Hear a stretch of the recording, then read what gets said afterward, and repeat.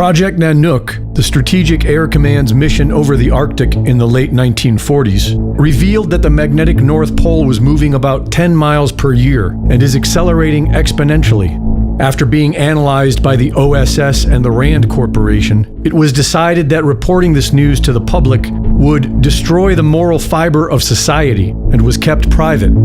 Charles Hapgood, the lead geoscience researcher working within the same network, produced the crustal displacement theory, which argued that rapid catastrophic shifts explain how Antarctica was once temperate, how the Sahara was once green, and how mammoths were flash frozen with undigested tropical plants in their stomachs. In 1965, Chan Thomas, an aerospace engineer who worked for McDonnell Douglas, published a geological book titled The Adam and Eve Story. The CIA subsequently classified it, removing it from public access. After a FOIA request, a sanitized 57-page version was released. Those pages describe a crustal shift completing in 6 to 12 hours, generating supersonic winds and walls of ocean water 2 miles deep. The flood myth appears in over 200 independent cultural traditions worldwide. Immanuel Velikovsky hypothesized that these mythologies are not metaphors, but eyewitness accounts of real catastrophic events within recorded human history, events that can be seen in the historic record. The Younger Dryas impact theory suggests that a comet struck around 13,000 years ago, wiping out many species of animal and causing a mini ice age that lasted more than 1,000 years. Göbekli Tepe was built about 11,600 years ago and required engineering precision that archaeologists cannot explain. The Sphinx shows water erosion from rainfall that last occurred in Egypt 10,000 years ago. The Piri-Reis map, drawn in 1513, shows Antarctica's coastline accurately as it exists now under the ice. The pattern shows that about every 12,000 years, a civilization gets reset, but how this happens is a mystery. Wallace Thornhill and David Talbot developed the electric universe theory, which proposes that plasma is the fourth state of matter and makes up 99.9% of the visible universe. According to their theory, planetary encounters produce massive electrical discharges, which have left geological scars still visible today. Many other researchers point towards the sun.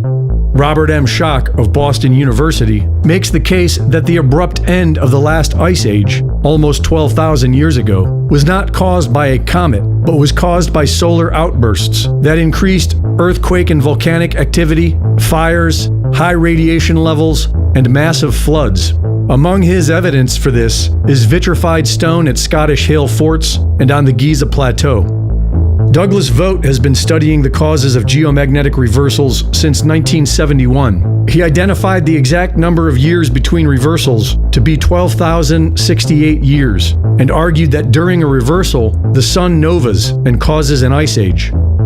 Ben Davidson, of Suspicious Observers, believes that a geomagnetic excursion event will cause a geographic crustal shift at a catastrophic scale, and that this cycle repeats about every 12,000 years.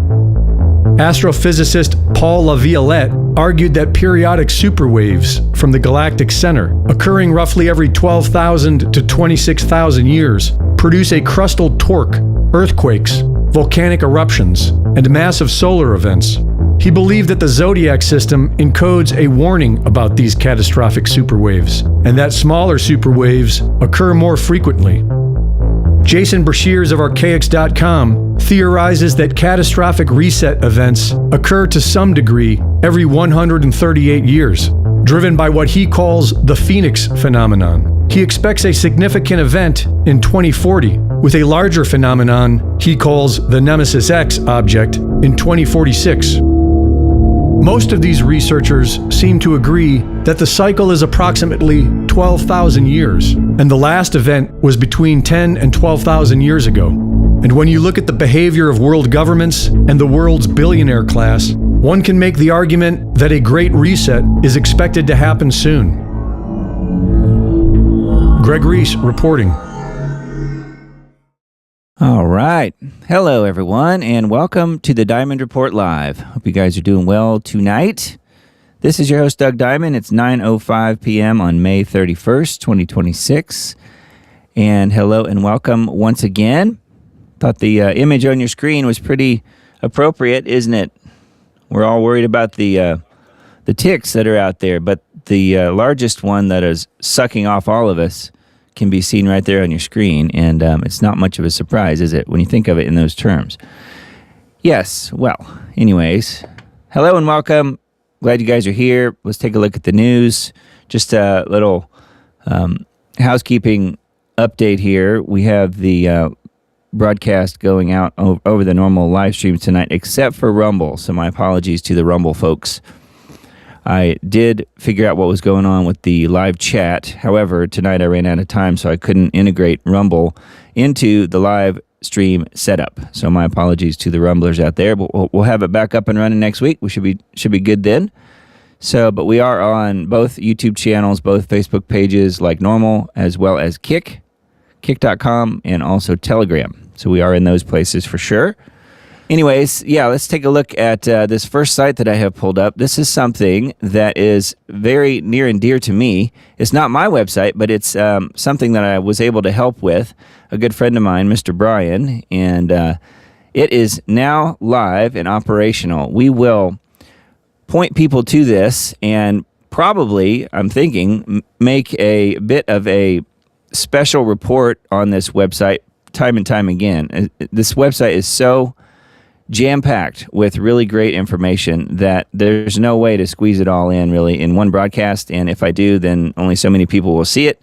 So I want to continue to promote this website for my friend Brian, because he has put so much blood, sweat, and tears into this thing, and money into this website, and it has turned out so good. I'm very proud of it, and it's not even my website, it's his website.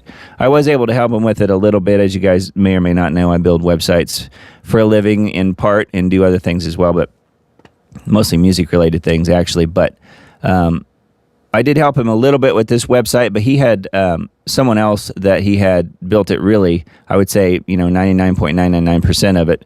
We just did a couple of other things sort of off to the side of it as far as some of the video and things like that are in this website. But you guys will find this super interesting, which is why I wanted to bring this up. Welcome to Revelation 1823. That is the URL, revelation1823.net. So if you guys want to bookmark that and maybe go back to it later and look at this, this is some of the best information that I have seen on what we have all gone through over the last 5-6 years. So just getting a little glimpse here of what this website's all about, we have some of the headers across the top in the menu. We have vaccination history. We have the COVID-19 agenda. We have the beast system. We have the mark of the beast. So all of this stuff is cataloged just, I think, perfectly. And he did a really great job of putting all this together, doing all this research, and putting it all here for everyone to be able to look at. And it's looking at not only the science of all the vaccines and the COVID stuff, but how it relates back to Scripture. So we will just briefly look at this tonight, but we will come back to this probably time and time again, and we may do some just reading of some of the various chapters and things. It's organized in chapters like a book. So he's done a really good job of putting all this together. So I wanted to point you guys to this if you guys want to look at it in the meantime. But it's all from a biblical standpoint. And again, revelation1823.net. So yes, very, very cool. And again, we'll come back to this. It just went live in the last few days. So it's still brand new, and I'm sure we'll probably have a few updates from here and there. But I wanted to point you guys to it just because I thought it was a really good site on biblical stuff related to the mark of the beast and vaccination and all of that. So, but again, we'll come back to that very, very soon. All right. So the first article, as far as the news goes, first article I have pulled up tonight is on needtoknow.news. Charlie Kirk questions. Yes, if I can get my voice to work. The computer's not working. My voice is not working. Nothing's working. Charlie Kirk questions, who paved over the crime scene? Who is his life insurance beneficiary? Well, we did look at the whole paving over the crime scene issue last week. I think we played a video clip of that. And I think that whole thing is really interesting. And they sure did it fast. and no one seems to know exactly why. Some people were postulating that there were things embedded in the concrete after the incident, and some people say, well, it was related to the microphone exploding and all this, and who knows? It doesn't seem like it would be enough to penetrate the concrete, but perhaps it was. Who knows? I don't know, and I know you guys don't know either, but lots of questions about that. This takes it a step further, though. New updates include a construction worker exposing who ordered pavers to cover the grassy crime scene where Charlie was killed, and how money appears to have been shifted away from TPUSA to affiliated entities outside of Kirk's control, and the curious facts around the life insurance policy taken out on Charlie just 1.5 years before his death. I didn't even know about that, I don't think. A short review of connection of TPUSA staff members to the Fort Huachuca military installation is also included. So yes, this is the clip we played last week with the construction guy who had agreed to use his company to repave over that area and get rid of the crime scene, essentially, who ordered the paver stones covering the crime scene.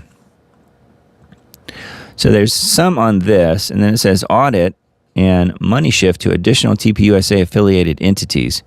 Candace Owens has said that before his death, Charlie had discovered $10 million that was missing from TPUSA, and he ordered a Doge-style audit that was canceled after his death, according to an article by Wolfshed Online. That is based on reporting from Zach DeGregorio, a CPA.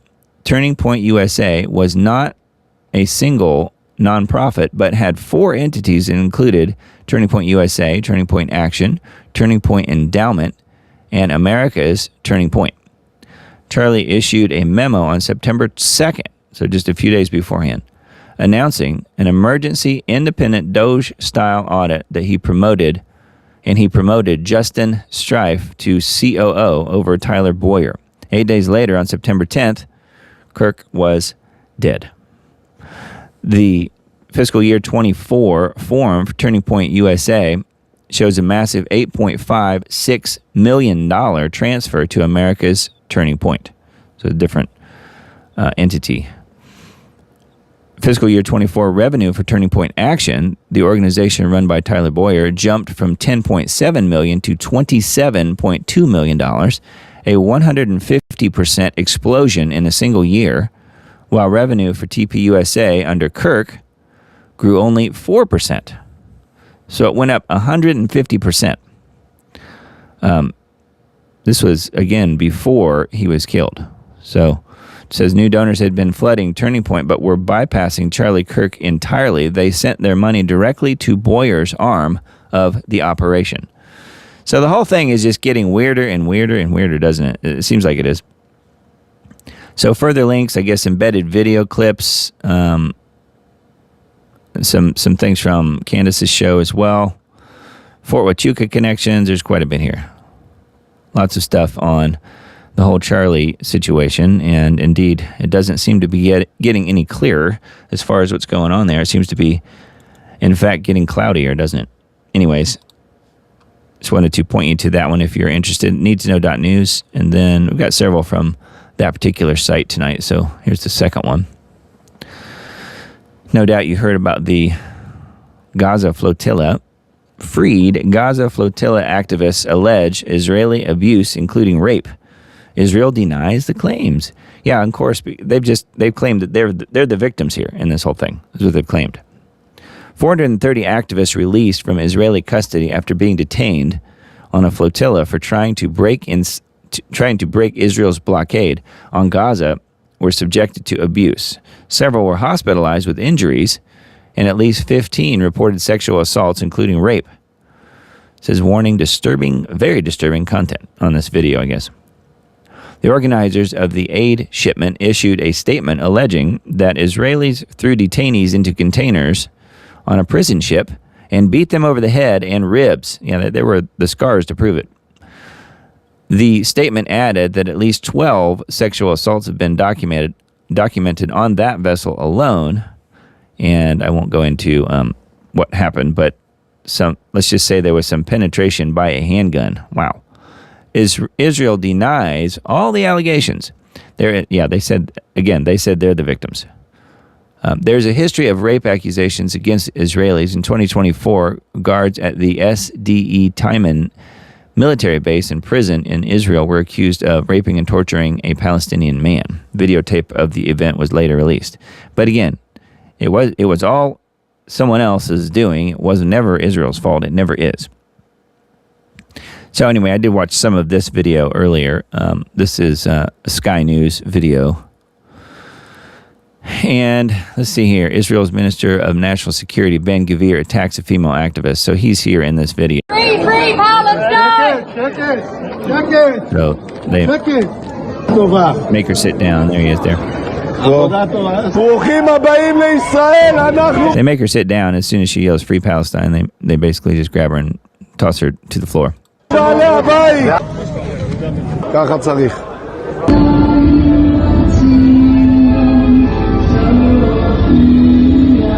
עם ישראל חי. עם ישראל חי. זיכוי, כל המטרה כאן זה לראות שאין אנשים בתהליך. לא להתרגש מהצעקות שלהם, לא להתרגש. So there you can see Ben Gvir running the show there, and obviously Israel were the victims, not the people they're manhandling and tossing around here and forcing them to do certain things. So yeah, anyway, that's just one little video clip. Who knows what else is out there. It says, from the Times of Israel, activists released from Israeli custody after being detained on a flotilla trying to break Israel's naval blockade on Gaza were subjected to abuse. Organizers alleged on Friday several hospitalized with injuries and at least 15 reporting sexual assaults, including rape. Israel Prison Service denied the allegations, saying all detained activists were held in accordance with the law, with full regard for their basic rights, and received necessary and professional medical care, despite what you saw on video with your own lying eyes. Reuters noted it was unable to independently verify the activists' claim. Germany said some of its nationals had been injured and that some accusations were serious without giving further details. Yeah, I think we're just supposed to forget about that this ever happened. And the victims are too. Anyway, it goes on. There's quite a bit here, including quite a few lurid details. But yes, it is not good, but then again, it's not a surprise, is it? Thinking back to that photo that I showed at the very beginning of the broadcast tonight. All right, next is Larry the Creep. So we have Larry the Fink, and this is Larry the Creep. And this is talking about Oracle, though. How Larry the Creep, Ellison, Oracle, how his Oracle company took over China. Larry Ellison, 81, is a co-founder of Oracle. It's worth $270 billion. IBM built the technology that Oracle is based upon. In 1977, his fledgling company won its first major contract to build a database for the CIA. The project's code name was Oracle. He organized data and learned that human behavior follows patterns and is predictable. It is worth billions, with a B. Ellison is building the pipes that information flows through, and if you've been to a hospital, if you've applied for a loan, or if you've used TikTok, your data has been processed by Oracle. His model is to fuse everything known about a person into a searchable profile that is closely linked to police records. American protest data from the NATO summit in Chicago in 2012 became the training data for Chinese surveillance. He doesn't want you to know this is a video that's embedded here, so nothing else on this particular article, but you can bet Mr. Larry here doesn't have your interests or mine in his best interests, for sure. I would say former CIA. I'm sure he's probably also still CIA.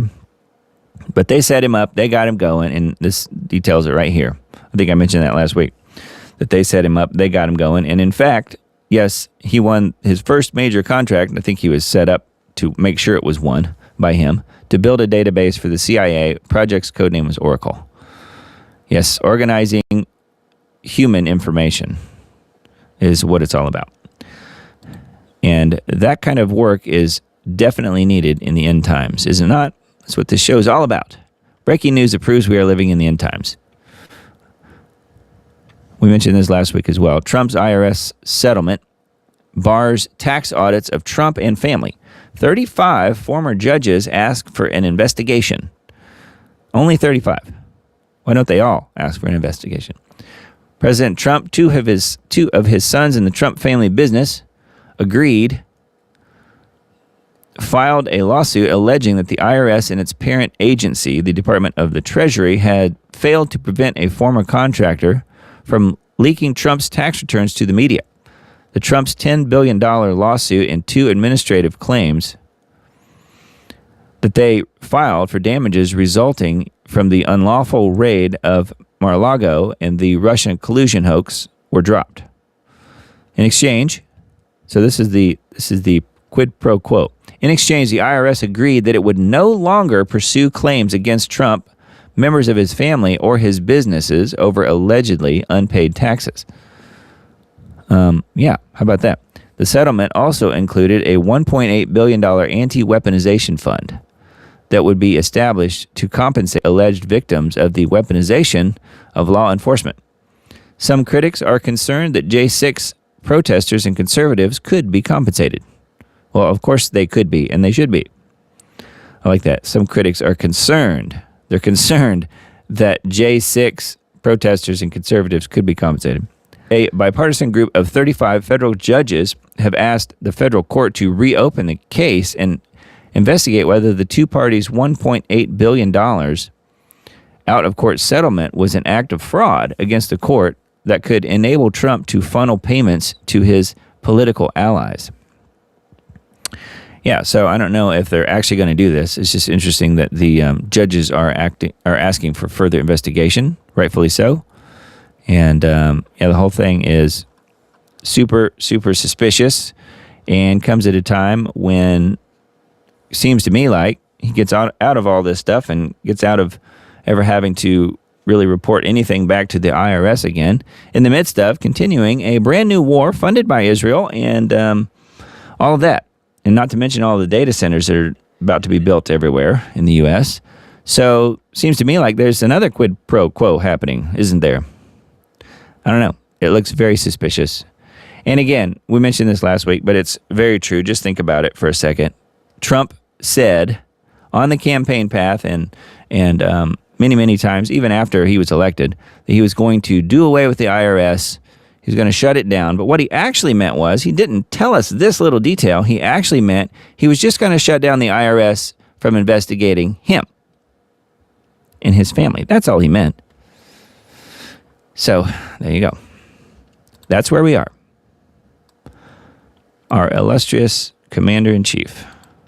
Imagine if, name your president. Imagine if Ronald Reagan had tried that or something. But he gets a pass. And why does he get a pass on all this stuff that he's doing all of a sudden? How come? Is it because of the war? Is it because of the data centers being built? He's getting a pass on a lot of things that the press would have attacked him on before, and now they're not. Why is that? So anyway, this one came out earlier in the week as well. This was originally reported like it was connected somehow to a data center build out, but it's not. This is a separate thing, but it is a very similar type of story. Texas woman files lawsuit after arrest for Facebook post concerning city water supply issues. This is really a freedom of speech issue, but just think about this also in the context of what they're doing as far as building all these data centers and what it could do to the water supply. So this is in Trinidad, Texas. Jennifer Combs was arrested after making claims in a Facebook post. You guys probably heard of that thing before, right? Facebook and doing posts. Well, that residents had been hospitalized. That's what she claimed. After consuming discolored water from the municipal water supply and from the tap. Trinidad Police Chief Charles Gregory accused her online of causing fear, panic, or unnecessary emergency response within a community. On May 10th, he wrote a case that was cut and dry, and Combs' claims about hospitalization are simply false and have only caused unnecessary fear and confusion in our community. But wait, it gets better. Trinidad officials confirm that the city has been having water issues, but wouldn't say if anyone has been hospitalized. Combs has since filed a lawsuit against the city and several officials claiming the arrest was an act of political retaliation. Yeah, and there's a video here embedded where she details her night in jail, as it were, for just saying what she thought was true, and that was simply repeating that some people had, injured themselves, I suppose, with the muddy brown water in that area and had been hospitalized because she'd heard that. So she had posted that, and they came and arrested her for her post. Again, this is just a local Texas sort of story, and yet it's a freedom of speech issue. So very interesting, isn't it? I don't know where this type of thing could go, other than I think it could only potentially get worse. So I don't know. It's something to keep our eyes on for sure, because the line seemed to have been drawn on this whole issue with the AI data centers and so forth, and more people will be speaking out against that and against what they're trying to do. And it's interesting because if they jailed her for this, even though she got out right away, I wonder what they're going to do with the AI data centers and the people protesting what they're doing. So it is a very interesting process, huh? All right, next article from the Liberty Beacon. Now, I have not been able to watch this entire interview on Tucker's channel, but I do find it interesting. I did see some clips of it. Oxford doctor exposes Israeli torture program. So here we are again with the Israelis. And yet, getting themselves into some more hot water. Only this is something that we've known about. It's only worse than we thought, though. At some point, every Holocaust museum will be forced to include an exhibit on what's happening in Gaza right now. It's only a matter of time. I would just stop right there and say, I don't think that's ever going to happen, but that would be nice, huh? Dr. Nick Maynard of Oxford University Medical School has been a witness to the genocide. Yeah. Professor Nick Maynard is a consultant upper GI surgeon at Oxford University Hospitals, which is the NHS Foundation Trust, and associate professor of surgery at University of Oxford. So I think he knows what he's talking about here. He founded the Oxford Esophagogastric Cancer Center and previously served as president of Association of Upper Gastrointestinal Surgeons of Great Britain and Ireland. Since 2010, he has regularly led medical missions to Gaza to teach and perform surgery, including multiple missions during the current war. A leading humanitarian advocate for Gaza, he has spoken at the UN and with policymakers across the U.S. and Europe. In 2025, he received the UK Humanitarian Medal from King Charles for his work in Gaza. So here's the embedded interview. It's actually on this page. I've only seen just some clips of it, but we will link to this in the Substack post that I put out in a couple days, so watch for that. But you guys can find it as well on thelibertybeacon.com if you want to check this out, or you can find Tucker's show on his site. I think this picture here of Bibi Netanyahu with the interesting face paint is very apropos as well.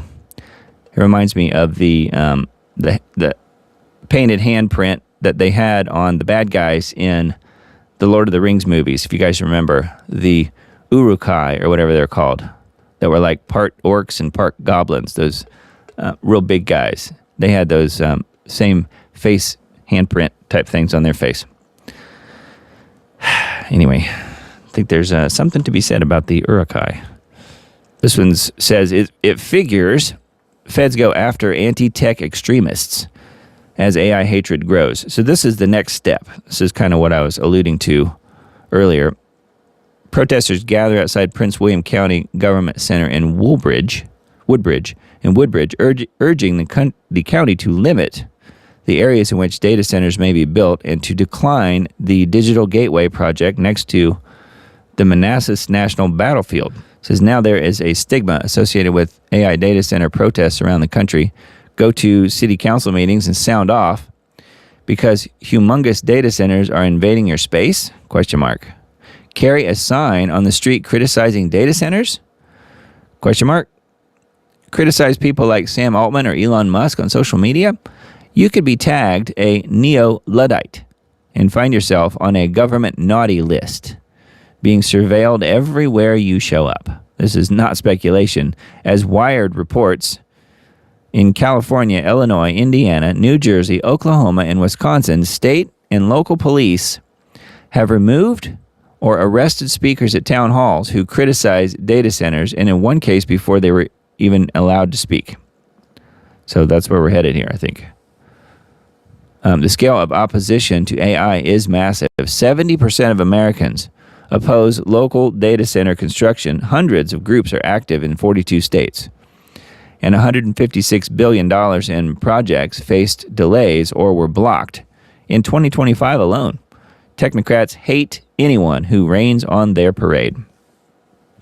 Yeah, I'm wondering how many, I haven't looked, but I'm wondering how many different Facebook groups there might be out there about this, because if there are any, my guess is they'll get shut down if they get too big. So yeah, you might be labeled a domestic terrorist. It says in the wake of attacks on CEOs, a nationwide protest movement targeting data centers, increasing concerns about AI job replacement, federal intelligence agencies and domestic law enforcement are circulating reports with a new domestic target in mind, anti-technology extremists. That's not even what it is, but that's what they're calling it. More than 1,000 pages of unpublished reports from the Department of Homeland Security,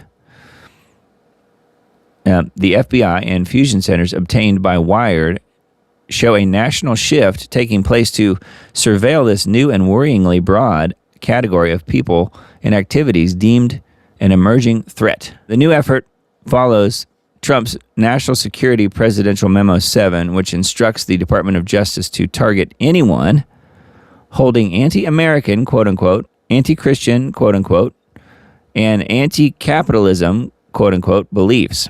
Earlier this month, Trump's counterterrorism czar, Sebastian Gorka, is also known as, say it with me, the gay whale, released a public counterterrorism strategy claiming that left-wing extremists are one of the three top counterterrorism priorities facing the United States. Taken together, these Trump administration directives have commandeered the domestic surveillance apparatus to surveil and criminalize speech and assembly that challenges the ideology of the White House. A new focus on anti-technology extremism adds an unreported category to already public designations under a presidency that has heavily invested political and material capital in AI and data center proliferation. Well, they're clearly just paying off the people on some of these, city boards and stuff like that, councils and stuff, city council boards, whatnot. They're just greasing their palms, lining their pockets, whatever the phrase might be. That's what's going on. That's why they're all for it, and the people that they represent, none of which are for it, but they aren't getting paid. It's just the people on the board that are getting paid. So it kind of does make sense, doesn't it? So there's quite a bit here on this article. There's some full story here on Wired. I think that one I've got bookmarked elsewhere, but let's go ahead and look at this article because I'd found that, yeah, this is the same one. I had found this earlier as well, so I wanted to make sure that you guys knew about this one. This is on Wired. U.S. law enforcement warns of anti-tech extremism as AI hatred grows. So I think we're going to see more and more of that, and the question is, what's next?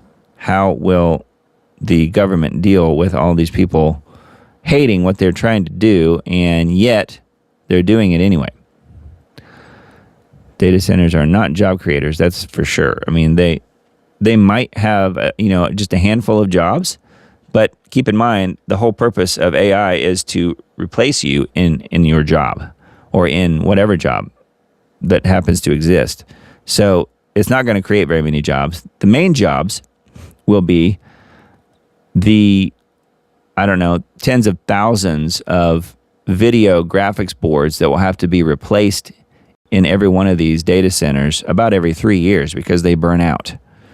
So think about the environmental impact of a data center that is 5 miles wide by 5 miles long, and all of the many tens of thousands or hundreds of thousands of computer systems just in that one facility. each one with a graphics card in it, or possibly multiple graphics cards in them. And all those graphics cards will have to be pulled out and scrapped about every 3 years, theoretically, because they burn up. Imagine the landfills. There will literally be mountains of video graphics cards and used boards like that would just be trashed. And yet, the people at the top will make billions and billions of dollars. That's where we are. Anyways, so we've been kind of on a little bit of a exposing Israel kick tonight. So here's another one. If the things that we talked about already didn't tune you into all of their evilness, perhaps this one will. And this one is the U.S. and Israel both. So this is a really interesting one that came up for me, at least. I found out about it just earlier today. This is dated a couple days ago. Congress quietly moves to integrate the U.S. and Israeli militaries. Let me read that again. Congress quietly moves to integrate U.S. and Israeli militaries. So I thought, okay, well, there's probably some division somewhere that maybe they will, cross-pollinate somehow. I don't know. Nope, it's worse. It's worse than that. In the first step towards shifting aid further into the shadows, the House's 2027 NDAA would all but fuse the two countries' armed forces together. So the 2027 NDAA, which is the National Defense Authorization Act for 2027, says at a time when the American public is expressing unprecedented levels of distrust in the Israeli government, Congress, remember, they're owned by Israel. Congress just proposed tying the U.S. to the Israeli military more than ever before. Buried in the House's version of the 2027 NDAA, National Defense Authorization Act, released on Tuesday, is Section 224. It's entitled United States-Israel Defense Technology Cooperation Initiative. The provision would arguably do more to intertwine the U.S. military with the Israeli military than the more than $200 billion in military assistance Israel has received from the U.S. since its founding in 1948. $200 billion that they've received. Says insurance adjusted. It says inflation adjusted. $200 billion. So that's an awful lot of money. And now they're going to be integrating militaries.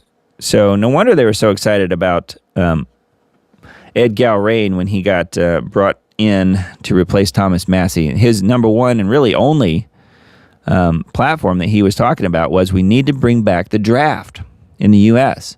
So don't you imagine that the Israeli military, knowing this was coming, would be very happy to know that your sons and daughters and grandsons and granddaughters would be drafted to fight their wars? Section 224 lays the groundwork for bilateral research and development, co-production of weapons, joint ventures, licensing agreements, and seemingly every manner of U.S.-Israeli military-industrial complex cooperation. The U.S. and Israel already work together heavily on missile defense, but this provision would greatly expand coordination to seemingly every area of defense tech, including AI, quantum, autonomous systems, directed energy, cyber, biotech, and many more. It also proposes network integration and data fusion. In other words, U.S. military's data could soon be the Israeli military's data. And I would say that's probably only publicly. It's very possible that it already is. We don't know. There's no way to know that. If fully enacted, this proposal would provide a higher level of military-industrial integration than the U.S. has with any other country in the world. To be sure, the U.S. has worked closely with its NATO partners on co-production and shared supply chains, most notably via the Defense Production Action Plan. And as the number one arms dealer in the world, the U.S. provides weapons to militaries across the globe. But that is mostly a one-way street, with the U.S. providing weapons to foreign buyers who only occasionally make parts for those weapons themselves, as in the case of F-35's global supply chain. Section 224 would be a different beast entirely. It would fuse the U.S. and Israeli defense sectors in multiple areas vital to the battlefields of the future, like autonomous systems and cyber. It would also bring extraordinarily Israeli influence to the U.S. and beyond. How could there be more? But apparently there can be. What it already has through the Israel lobby and its robust network of social media influencers. It would give the Israeli government the opportunity to greatly expand one of the most powerful levers of influence in U.S. politics. Jobs in the U.S. by... Hold on, let me make that go away. Jobs in the U.S. on U.S. soil, thereby securing allies among members of Congress who represent the districts where those jobs lie. So again, you have the payback part here. The result could well be a U.S. political system even more susceptible to the whims of an Israeli government that seemingly has no qualms about drawing the U.S. into military conflicts in the Middle East. No, that's the whole purpose. That's the whole reason that there is the relationship between the two countries. This unprecedented level of U.S.-Israel military integration stands in stark contrast to the traditional aid model of defense cooperation in which Israel already stood out as the top recipient of U.S. military assistance, as laid out in a recent Quincy Institute brief authored by Stephen Simon. This shift from an aid model to a military integration model has troubling implications. Yeah, you don't say. Anyway, there's a bit more here on this particular article. Responsible statecraft. And .org is where it is. But again, we'll link to this in the Substack post that I put out. But there's also a similar article that I found on AJ's site, alexjoneslive.com. And this is actually, I think, based on that article we just read. But it is a repost from Zero Hedge. So Zero Hedge has covered it as well. If you want to look it up on there, share it amongst your friends. Congress quietly moves to intertwine U.S.-Israeli militaries on formal level. So this is what happens when you have a government, i.e. the American government, fully captured, fully owned, and fully operated by another country. Doesn't matter who the other country is. The point is, we are occupied. We are an occupied country. Someone else is calling the shots, not the people that we supposedly elected and put in power. The other country is calling the shots now. Doesn't matter who it is. It could be Israel. It could be anyone. I wouldn't like it no matter who it was. If it was Finland, I wouldn't like it. If it was, Timbuktu, I wouldn't like that either. So, but it just happens to be Israel, and we know what that means as far as the end times process goes here that we are in the midst of. Anyway, this is talking about this whole Section 224 and the 2027 NDAA. So this goes into it a little bit as well. Although I think the full article was really more on the Responsible Statecraft website. And again, also reposted on Zero Hedge, but I did not look that one up. If you guys want to check into that. Here's a Revolver article. I just thought I would bring this up just because who knows what's going on with the oil surge, the oil price surge, but it says everyone should read what this Exxon executive has to say about the oil price surge coming in the next 2 weeks. It's always 2 weeks. We're 2 weeks away from anything. It's always 2 weeks. Anyway, this is dated 2 days ago. The global energy market is sitting on a powder keg, and the fuse is now measured in weeks, not months. Neil Chapman, senior vice president of ExxonMobil, stood before the Bernstein Strategic Decisions Conference in New York this week and delivered what may be the starkest public warning to come from a major oil executive in years. His message, which is linked to here on X if you want to listen to it, his message deserves to be heard by every American who drives a car, runs a business, or buys groceries. That would pretty much be, I think, every American. At least one of those three things, probably. Commercial inventories of crude oil this is the quote, of crude oil, of liquids, think petroleum, gasoline, diesel, jet fuel, they've all run down. And running down those inventories has mitigated or offset, supplemented by the release of strategic petroleum reserves, which most of the Western countries have done. All of that has mitigated the impact. You can model this. We've modeled it. I think a lot of people in the industry have modeled it. We're approaching unheard of inventory levels. I mean, really, really low levels. You can debate whether that's going to hit those really low levels in 2 weeks or 3 weeks. But once you get to that point, then you'll see prices shoot up. I mean, I think dated Brent, most people, well, a model would say that dated Brent will shoot up once you get to that really low inventory level up to $150, $160. The models would tell you that, and then what happens is when the price gets to a certain level, demand destruction brings it back into balance. Prices go so high, it becomes unaffordable, and that's what happens. And so we're at that level right now. And I think crude being in this sort of $90 to $110 for the last, whatever it is, 6 weeks, has really been mitigated by running down inventories. It can't last forever, so we'll see what happens. And predicting this and the exact timing is always a challenge, but that's the way we see this picture. So that is not so good news. Anyway, basically saying inventories are running really, really low, and that they've been able to make it work, but the prices per barrel is going to shoot up very, very soon, probably within the next few weeks, 2 to 3 weeks.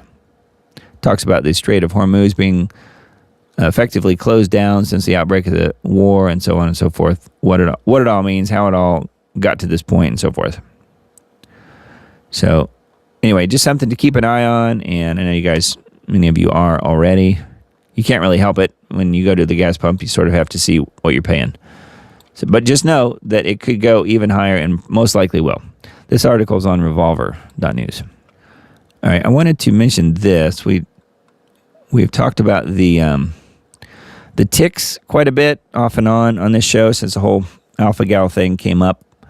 So I wanted to bring this up just because at some point, just like the whole COVID thing, we're bound to know people who will be affected. Could be you, could be someone in your family, could be friends, relatives, whatever. So this is something that I think is worth knowing and worth trying should you get bit by the alpha-gal syndrome and therefore become allergic to whatever, eating any sort of meat product or in particular beef, but it could be anything. I've heard that it affects just the intake of meat of any kind. So I don't know. But anyway, this is saying that there is some hope here if you get this particular disease. It says study reports 96% remission rate of alpha-gal syndrome with novel desensitization technique. So again, study reports 96% remission rate of alpha-gal syndrome with novel desensitization technique with nearly 500,000 Americans now affected by tick-induced meat allergy. So he's saying here, almost 500,000 Americans are already affected by this. I had no idea. If that's true, that's incredible. It says with nearly 500,000 Americans now affected by tick-induced meat allergy, a peer-reviewed study reports almost unbelievable results using Solomon auricular allergy treatment, SAAT. A peer-reviewed study published in Medical Acupuncture reported results that almost sound too good to be true for alpha-gal syndrome, the tick-induced condition that can make people suddenly allergic to red meat, dairy, and other mammalian products after a tick bite. So it could be anything. You could become allergic to chicken or whatever. It could be anything. Researchers evaluated 137 patients with alpha-gal syndrome, treated using a specialized form of acupuncture called Solomon auricular allergy treatment, SAAT. The results were striking. Among patients with follow-up data. 96% reported remission of symptoms after treatment. Many who had previously been unable to tolerate beef, pork, dairy, or other mammalian foods were reportedly able to reintroduce them without allergic reactions. So it's a very small amount of people here. 137 patients isn't very many. However, it's encouraging that it's a 96% remission rate here. So it goes on to talk about exactly how it works. And the SAAT procedure is a little zoom in here on this is saying, still almost can't read it. It's really small font here. Patient touches a vial labeled alpha-gal allergen. The clinician uses detection device to identify a reactive point. So they're using an electronic device, I guess. And they did say that it's around the ears often, as far as the sensitive points go. Reactive point identified in the Solomon allergy zone. So they're finding it around the ear here in this patient, or perhaps in most patients, I don't know. Tiny acupuncture needle inserted and secured with tape. See it again going through the ear. Needle retained for 3 weeks. So it's going to stay in there, I guess. It's going to stay in there. Now, how they came up with this, I have no idea. But it is interesting, though. Importantly, these were not just mild cases. Nearly 25% of patients had previously been formally diagnosed with anaphylaxis, while many suffered severe gastrointestinal symptoms, hives, respiratory reactions, and other debilitating symptoms after mammalian food exposure. Most patients had already attempted conventional approaches, including strict avoidance, antihistamines, and corticosteroids, with little success before seeking SAA treatment, again, acupuncture. But apparently it's a specific type of acupuncture. It's not just any kind. The majority had also received a formal diagnosis from an allergist, underscoring that this was a clinically recognized patient population rather than self-diagnosed cases. So I think that's important to note. It is, it's 137 people, which doesn't seem like very many, but it is clinically diagnosed. It's not people who were suffering from something they thought was alpha-gal and then they joined this study. So I think that's good. But anyway, this is a post on the Focal Points, thefocalpoints.com, which is Nicholas Holscher's Substack, which I do get his email newsletters for his Substack, so I would recommend that you guys sign up for the Focal Points. Again, Nicholas Holscher, and we'll link to this in the Substack post that I put out. So just make sure you're on that list, and if you're not already, you can use the little QR code right up there in the corner, and you can scan it, go to my Linktree page, and it is one of the top links up there, Substack. But yeah, diamonddisc.substack.com is where it is. Anyways, I thought that was very helpful. That doesn't mean, though, that we should run right out and get bit by a tick, of course. But if it does happen, there apparently is some hope here that you can get back to feeling normal again using this acupuncture technique, which I think is pretty amazing. And note that that doesn't mean requiring you to take a VAXX. That was the big thing, because it seemed to me like that would be the obvious place that they would go with all this alpha-gal thing, is that they will come out with some sort of vaccine for it. And I hadn't heard that they are, but it wouldn't surprise me one bit if they do. So if they get enough people suffering from it, they will do that. And doesn't mean it will work, of course. I don't think it would. Because personally, I think that all VAXXs are bad news. But this is it seems like it would be a fairly easy and safe way to go about battling back from alpha-gal syndrome. All right, let's look at this one.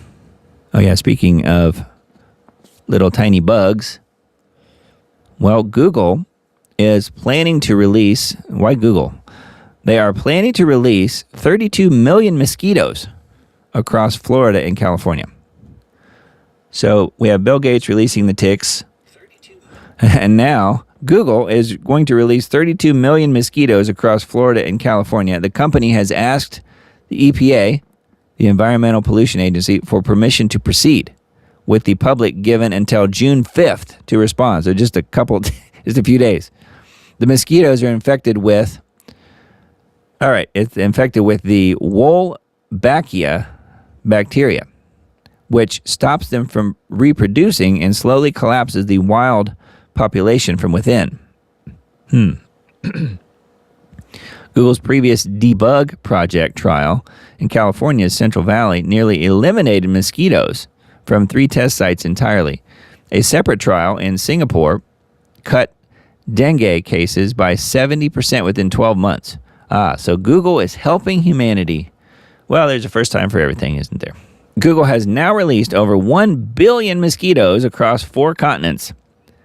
The new proposal is the largest deployment in U.S. history. Why is Google, the search engine company, releasing mosquitoes? That's what I say. I thought this meme right here was pretty accurate. It says, they're stamping out. They've got the assembly line here. They're stamping out Gmail, and they're stamping out Google Drive, and they're stamping out, online documents. And then it says, I guess we're making mosquitoes now. Yeah, that makes sense. So, Google is going to be releasing 32 million mosquitoes across Florida and California. What could possibly go wrong, as they say? But that is so true and scary stuff. They are bloodsuckers, though, yes. Yeah, the tick is the vaccine, Matt says. So these released mosquitoes don't bite people? That's a good question. Yeah, I would think that they would. That's probably the whole point. So they tell you that it's to get rid of dengue, which, from what I can tell, doesn't even exist in this particular country. Certainly not in Florida and California that I know of. But so it gets rid of dengue. That's the good thing that it's supposed to do. And then also that they will stop that particular type of mosquito from reproducing and slowly collapses the wild populations from within. So I don't know how slowly is. But what they don't tell you is what happens when they bite you. Because my guess is they probably do bite people. That says they don't bite, they jab. That's true. They jab. Yeah, so anyways, something to watch out for. I pull up. It's hard to tell what some of these posts are before I look them up. So they may be a little out of order as far as what they're about. But this is another one that I found that I thought was interesting. If you guys are NFL fans at all, which I'm sure pretty much none of you are, but I just wanted to mention this. The Chicago Bears, which is an NFL football team, say that they're leaving Chicago and likely moving to Hammond, Indiana. I had heard this a few days back because my father-in-law follows football and is from Indiana, so he was telling me about this. Yeah, so the Chicago Bears are going to become the Hammond, Indiana Bears. Although I'm sure they won't actually change their name. It says the team says they cannot afford the cost of taxes imposed by Democrats. They would be set to pay $53 million in taxes per year on a stadium if they stayed in Chicago. Mayor Brandon Johnson is lobbying against the mega projects bill, and without this bill, the team would pay $53 million per year in taxes on a stadium in Arlington Heights.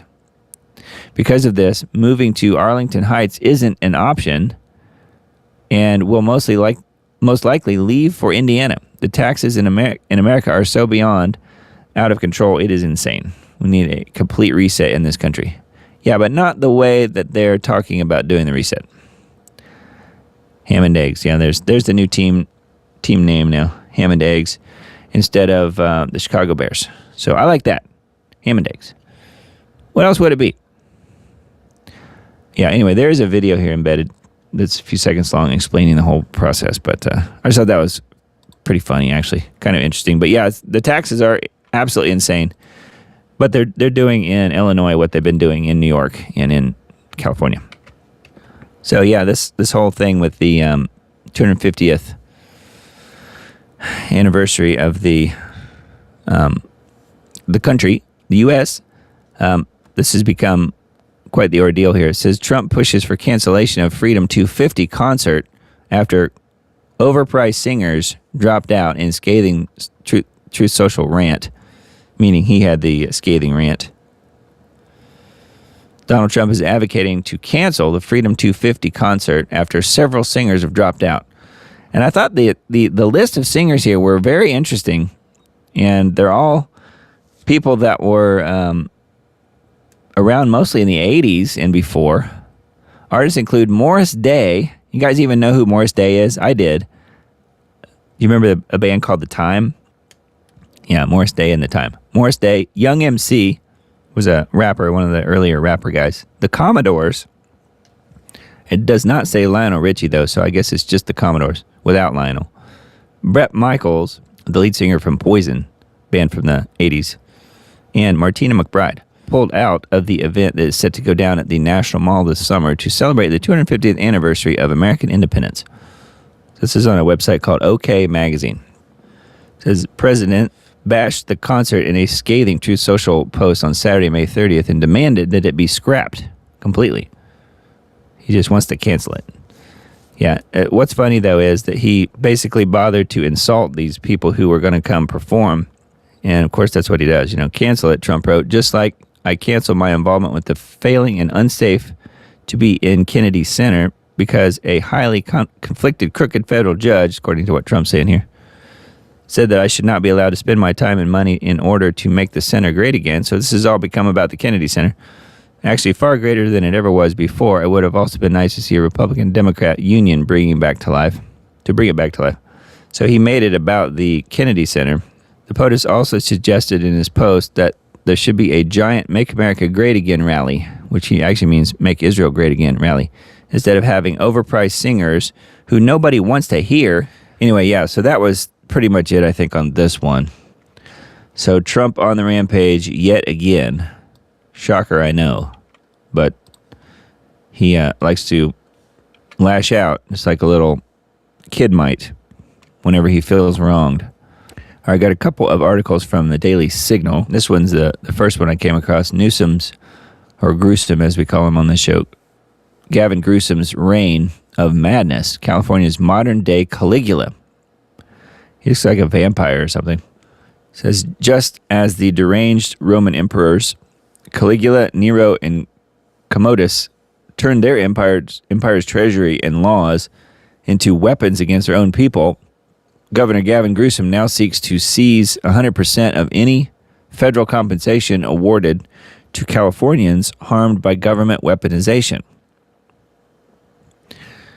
Insulated by absolute power, these rulers squandered vast resources on vendettas, bizarre decrees, and self-glorification while their subjects suffered. Sounds a lot like what's going on now. Caligula's paranoid confiscations, Nero's indifferent ruin, and Commodus's delusional grandeur were not mere failures. They were deliberate punishments inflicted to spite rivals and reality itself. Newsom follows the same mad logic. I think Trump does too, don't you? On May 27th, Newsom announced California will impose a 100% state tax on any resident receiving funds from the Trump administration's $1.8 billion anti-weaponization fund. He branded it a January 6th slush fund and ordered every penny seized by the state. So if you're a J6er and you live in California, California will literally take every penny you get. Wow. Created from a settlement in Trump's IRS lawsuit over leaked tax returns, we mentioned this earlier tonight. The fund compensates victims of genuine political lawfare, not just January 6th defendants, but parents targeted at school boards, businesses crushed by over-regulation, and ordinary citizens caught in federal crosshairs. California will literally confiscate 100% of restitution paid to its own residents for political persecution, for real political persecution. This is not governance. It is raw, spiteful authoritarianism. Nero fiddling while California burns. Concrete justice for victims is sacrificed on the altar of partisan mania. While everyday Californians endure exploding costs, failing services, and unchecked decline. California's Democrat leaders have abandoned any standard of right, wise, or beneficial. They govern by one deranged metric alone. If Donald Trump supports it, oppose it at all costs. Trump derangement syndrome is now official state policy. Sacramento operates a permanent resistance machine that prioritizes symbolic defiance over practical fixes. Newsom's crazed plan to confiscate restitution may be the most brazen display of his madness yet, but it's only the latest. While the Trump administration tried to claw back unspent federal funds, Newsom cried illegal political retribution, then doubled down on more state spending for his train to nowhere. Sold to voters in 2008 as a $33 billion system to be ready by 2020, California's high-speed rail has devoured $15 billion over 18 years with 0 miles of operational track. 0. Projected costs have ballooned to $126 to $231 billion, while the scaled-back Central Valley segment crawls forward amid lawsuits, delays, and bureaucracy. Yeah, so there's never been a mile of operational track put into place, and they've spent billions already, which just means that money's going to the people at the top, and that's it. The Romans built the Colosseum in just 8 to 10 years. California's Mad King can only produce excuses, concrete tombs, and endless delays keep slipping into the 2030s and 40s. But that is, I think, a little bit of a side issue based on the rest of this article, at least the way that it starts out. Anyway, wow, how about that? Governor Gruesome. He's named that for a reason, isn't he? A nightmare made in Canada. So this one is also on Daily Signal. A Canadian man went to a Tim Hortons coffee shop with a minor medical problem, spoke to a doctor, and was promptly taken to a medical facility and euthanized under state-sanctioned MAID policies. Sadly, this is the most modern Canada story of all time. A recent report highlights how Canada's Medical Assistance in Dying program, MAID, has created exactly the kind of slippery slope conservatives warned about. According to the Globe and the Mail, Dr. James McLean is being investigated by the College of Physicians and Surgeons of Ontario for crossing professional boundaries relating to the two 2024 medical assistance in dying cases. Oh, I'm sure they'll probably find he did everything that he could and nothing wrong or bad happened. I would think that they will protect their own. In one case, a doctor was accused of improperly administering drugs to the patient that he was killing. The patient began breathing again after being pronounced dead, and the doctor had to return and do the procedure again. Isn't that nice? The second case was reportedly related to the death of Thomas Dillon, a 45-year-old Ontario man who had Crohn's disease. Dillon had a history of mental illness and suicidal thinking, according to the report. The physician allegedly evaluated him for MAID eligibility outside a Tim Hortons in London, Ontario. Months later, after exchanging dozens of text messages, they met up again. So it doesn't sound like he was completely oblivious to this whole thing. Dr. McLean met Mr. Dillon at the Tim Hortons and then drove him to a location in London where Mr. Dillon agreed to have the procedure done. So yeah, they're just trying to kill people left and right here with this MAID situation. What was once a rare occurrence when Canada passed its national MAID law in 2016 has become a leading form of death in the country. More people are killed by MAID than are dogs euthanized at shelters in the country. Wow. Anyway, that one is on the Daily Signal. You guys know about the Amazon rocket, the Blue Origin rocket exploding? I think we talked about a Elon Musk rocket exploding last week. Well, this one was Jeff Bezos' rocket. Blue Origin rocket explodes at Cape Canaveral. This one, I don't think he's going to be able to say that he meant to do that, though, like what happened. That's what happened, though, with the Musk rocket. They basically said, yeah, they were cheering and essentially said that they meant to do that. It says a rocket belonging to billionaire Jeff Bezos' Blue Origin exploded Thursday night in a bright orange fireball, shaking nearby homes. Yeah, it was huge. The New Glenn, as in John Glenn, the New Glenn rocket blew up around 9 p.m. in a launch pad at Cape Canaveral Space Force Station. There were no injuries and no fatalities, and all personnel were accounted for after the incident, which is really amazing, actually, once you see this, because I'm going to play the video. Bezos said in a post that it was too early to determine the cause of the explosion. He added, billowing clouds of smoke and fire erupted into the sky as the detonation was visible for miles. In Brevard County, local officials said there was no threat to the public due to the incident. However, Space Launch Delta 45, the wing of U.S. Space Force that controls the launch site, said debris could wash ashore on nearby beaches in the coming days. Yeah, because the thing was right by the water. Why was the rocket on the launch pad? The 320-foot tall rocket was in the middle of an engine firing test ahead of a satellite launch planned for June. It was said to put 48 Amazon internet satellites into orbit. So I guess they all got blown up too, huh? SpaceX founder Elon Musk said in a reply to Blue Origin on social media that he hoped the company would recover quickly. Didn't Blue Origin just sign a contract with NASA? ? The explosion occurred days after NASA announced a contract with Blue Origin worth hundreds of millions of dollars. The company is expected to deliver rovers to the lunar surface. Sure. Wink, wink. I'm adding that. As part of NASA's Artemis program, which aims to construct a moon base. Spaceflight can be unforgiving, NASA Administrator Jared Isaacman said in a post after the explosion. He said NASA would work with Blue Origin to investigate this anomaly. Yeah, it just never happens. And soon get back to launching rockets. This representative from Florida described the new Glenn as a critical launch vehicle for NASA's Artemis program. So think of it in terms of Artemis, which we've talked about on this show before,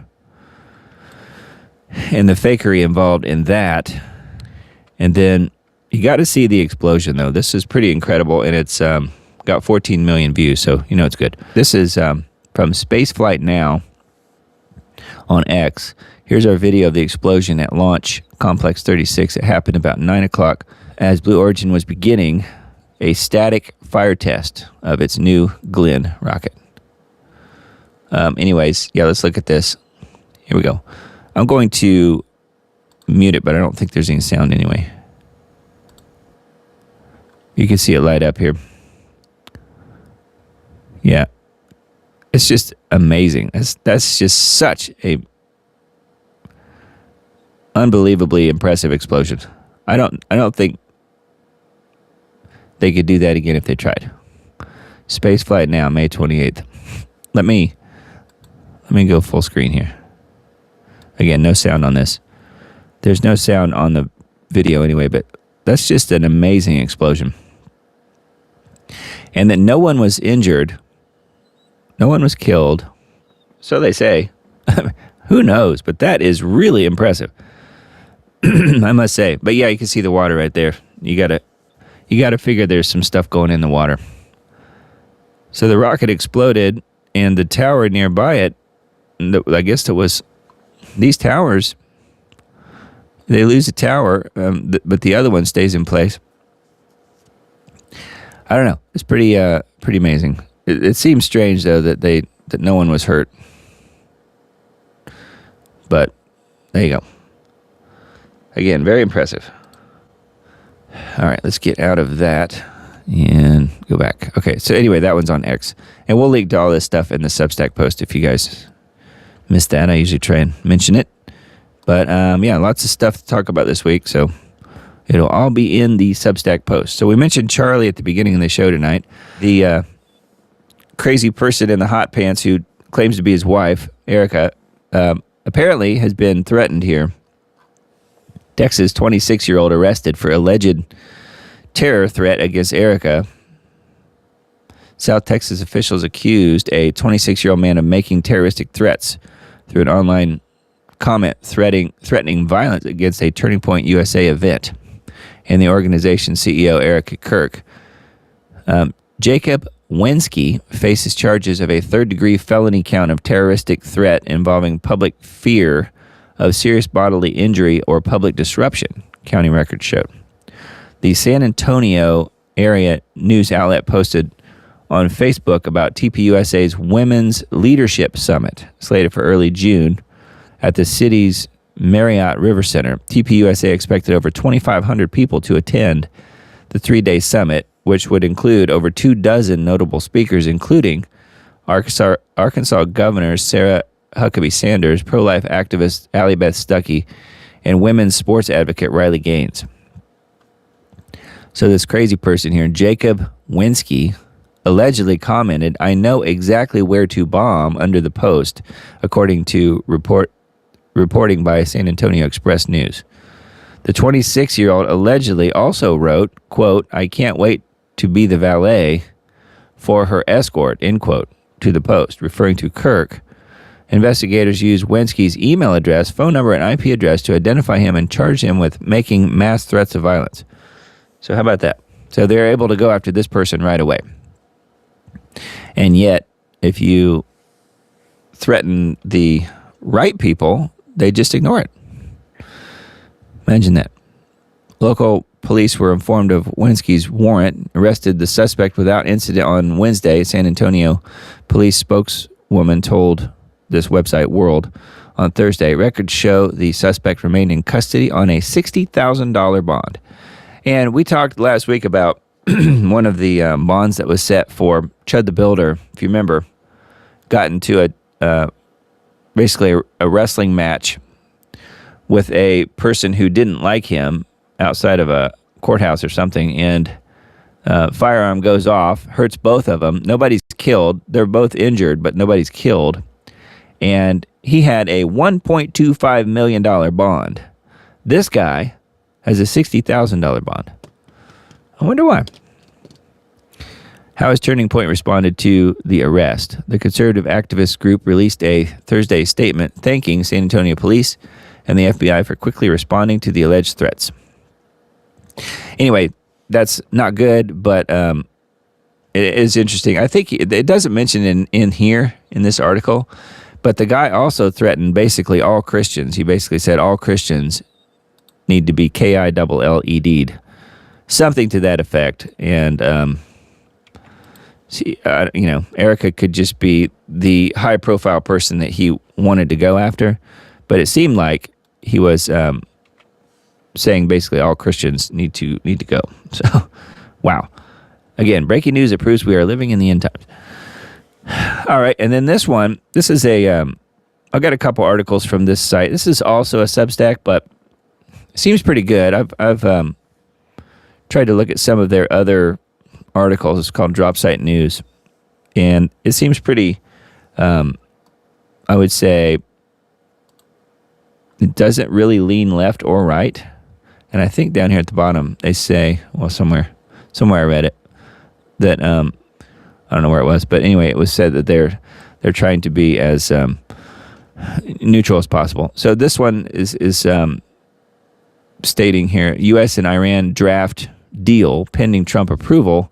Netanyahu orders IDF to take 70% of Gaza. Kenya refuses to be a dumping ground for Ebola.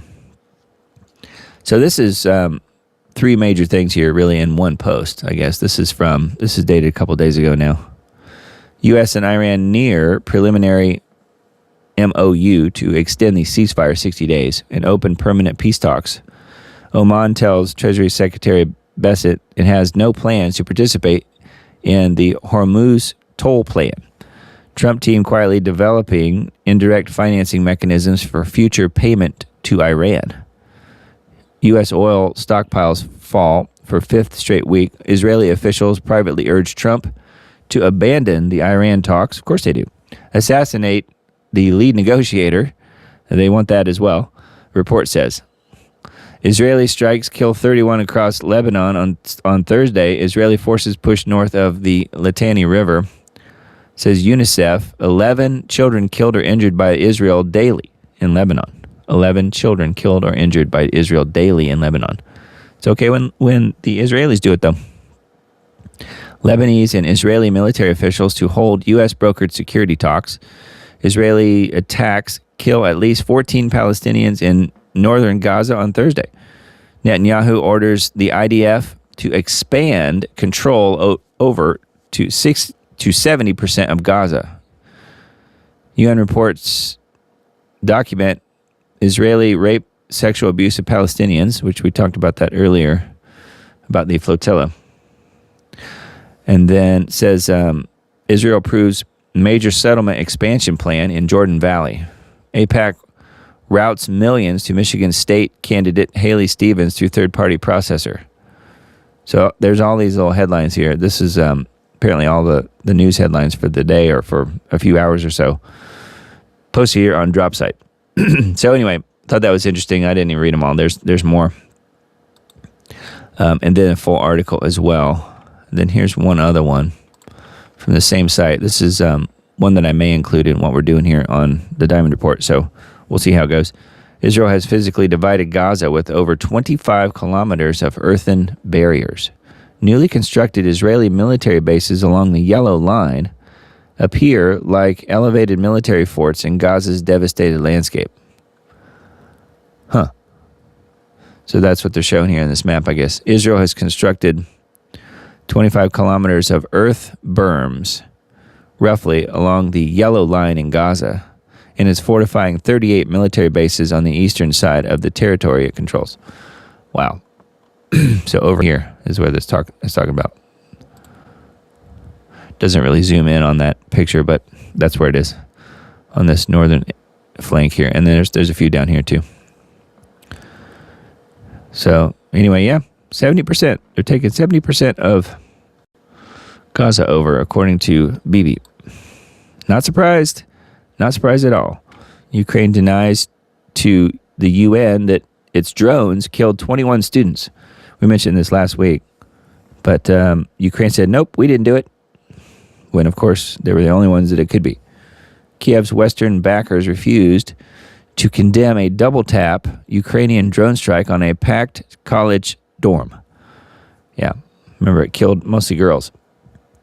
The barbaric Ukrainian drone strike on a Russian college dormitory in Starobilesk cannot be justified, the Russian envoy told the UN Security Council on Thursday, comparing Kiev's actions to the atrocities committed by Nazi Germany.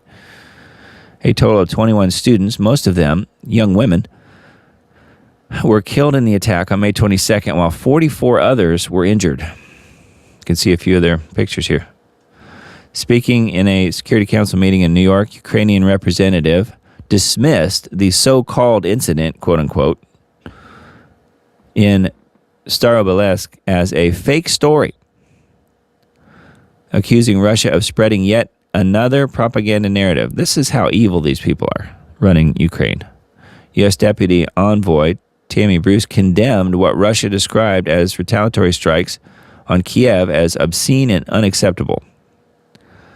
So the U.S. is right there with the Ukrainians on this, apparently. What is particularly striking is the hypocrisy and cynicism of the European delegations. They usually rush to make accusations against Russia whenever it is politically convenient.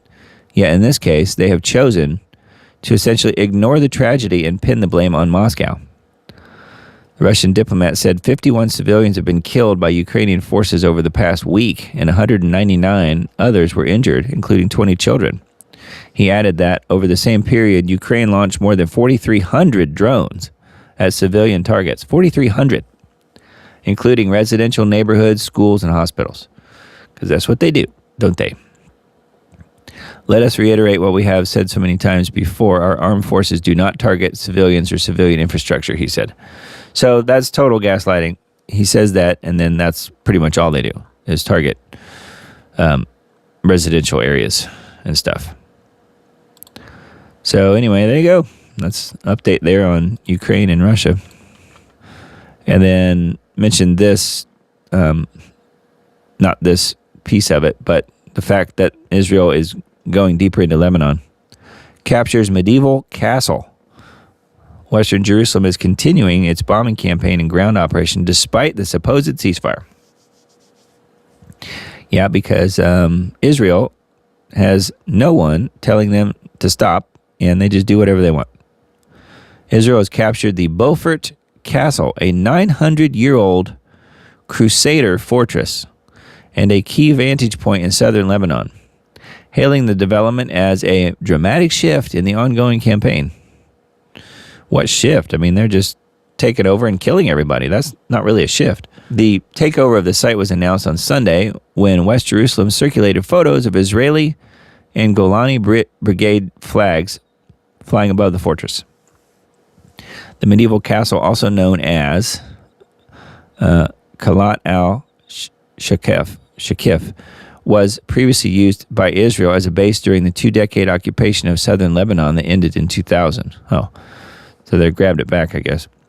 Netanyahu hailed the capture as a major achievement, with the Israeli leader stating that he had ordered the military to expand its ground maneuver in Lebanon. So they're saying expand the ground maneuvers, expand what you are taking over in Lebanon, but also same thing in Gaza. See a little bit more here in this still shot, but there's video here as well. The Israeli onslaught continues despite the reported ceasefire declared more than 6 weeks ago. Yeah, the ceasefire just means they'll only kill, a few hundred people every week instead of 0. So that's what the ceasefire means in Hebrew, apparently. I don't know. Anyway, that was on RT, and then this one too. Mentioned him earlier. Antichrist talk with Palantir's Peter Thiel scrapped. A planned discussion ended up pulled after numerous participants threatened to withdraw from the Vienna Festival over the IT investor's appearance there. A Vienna Festival canceled its scheduled appearance of Peter Thiel after facing mounting criticism from its sponsors and a mass exodus of other participants. Wow. The co-founder of PayPal and Palantir Technologies, widely known for his controversial right-wing and transhumanist views, was expected to participate in a discussion titled Armageddon and the Antichrist, From Theology to Realpolitik.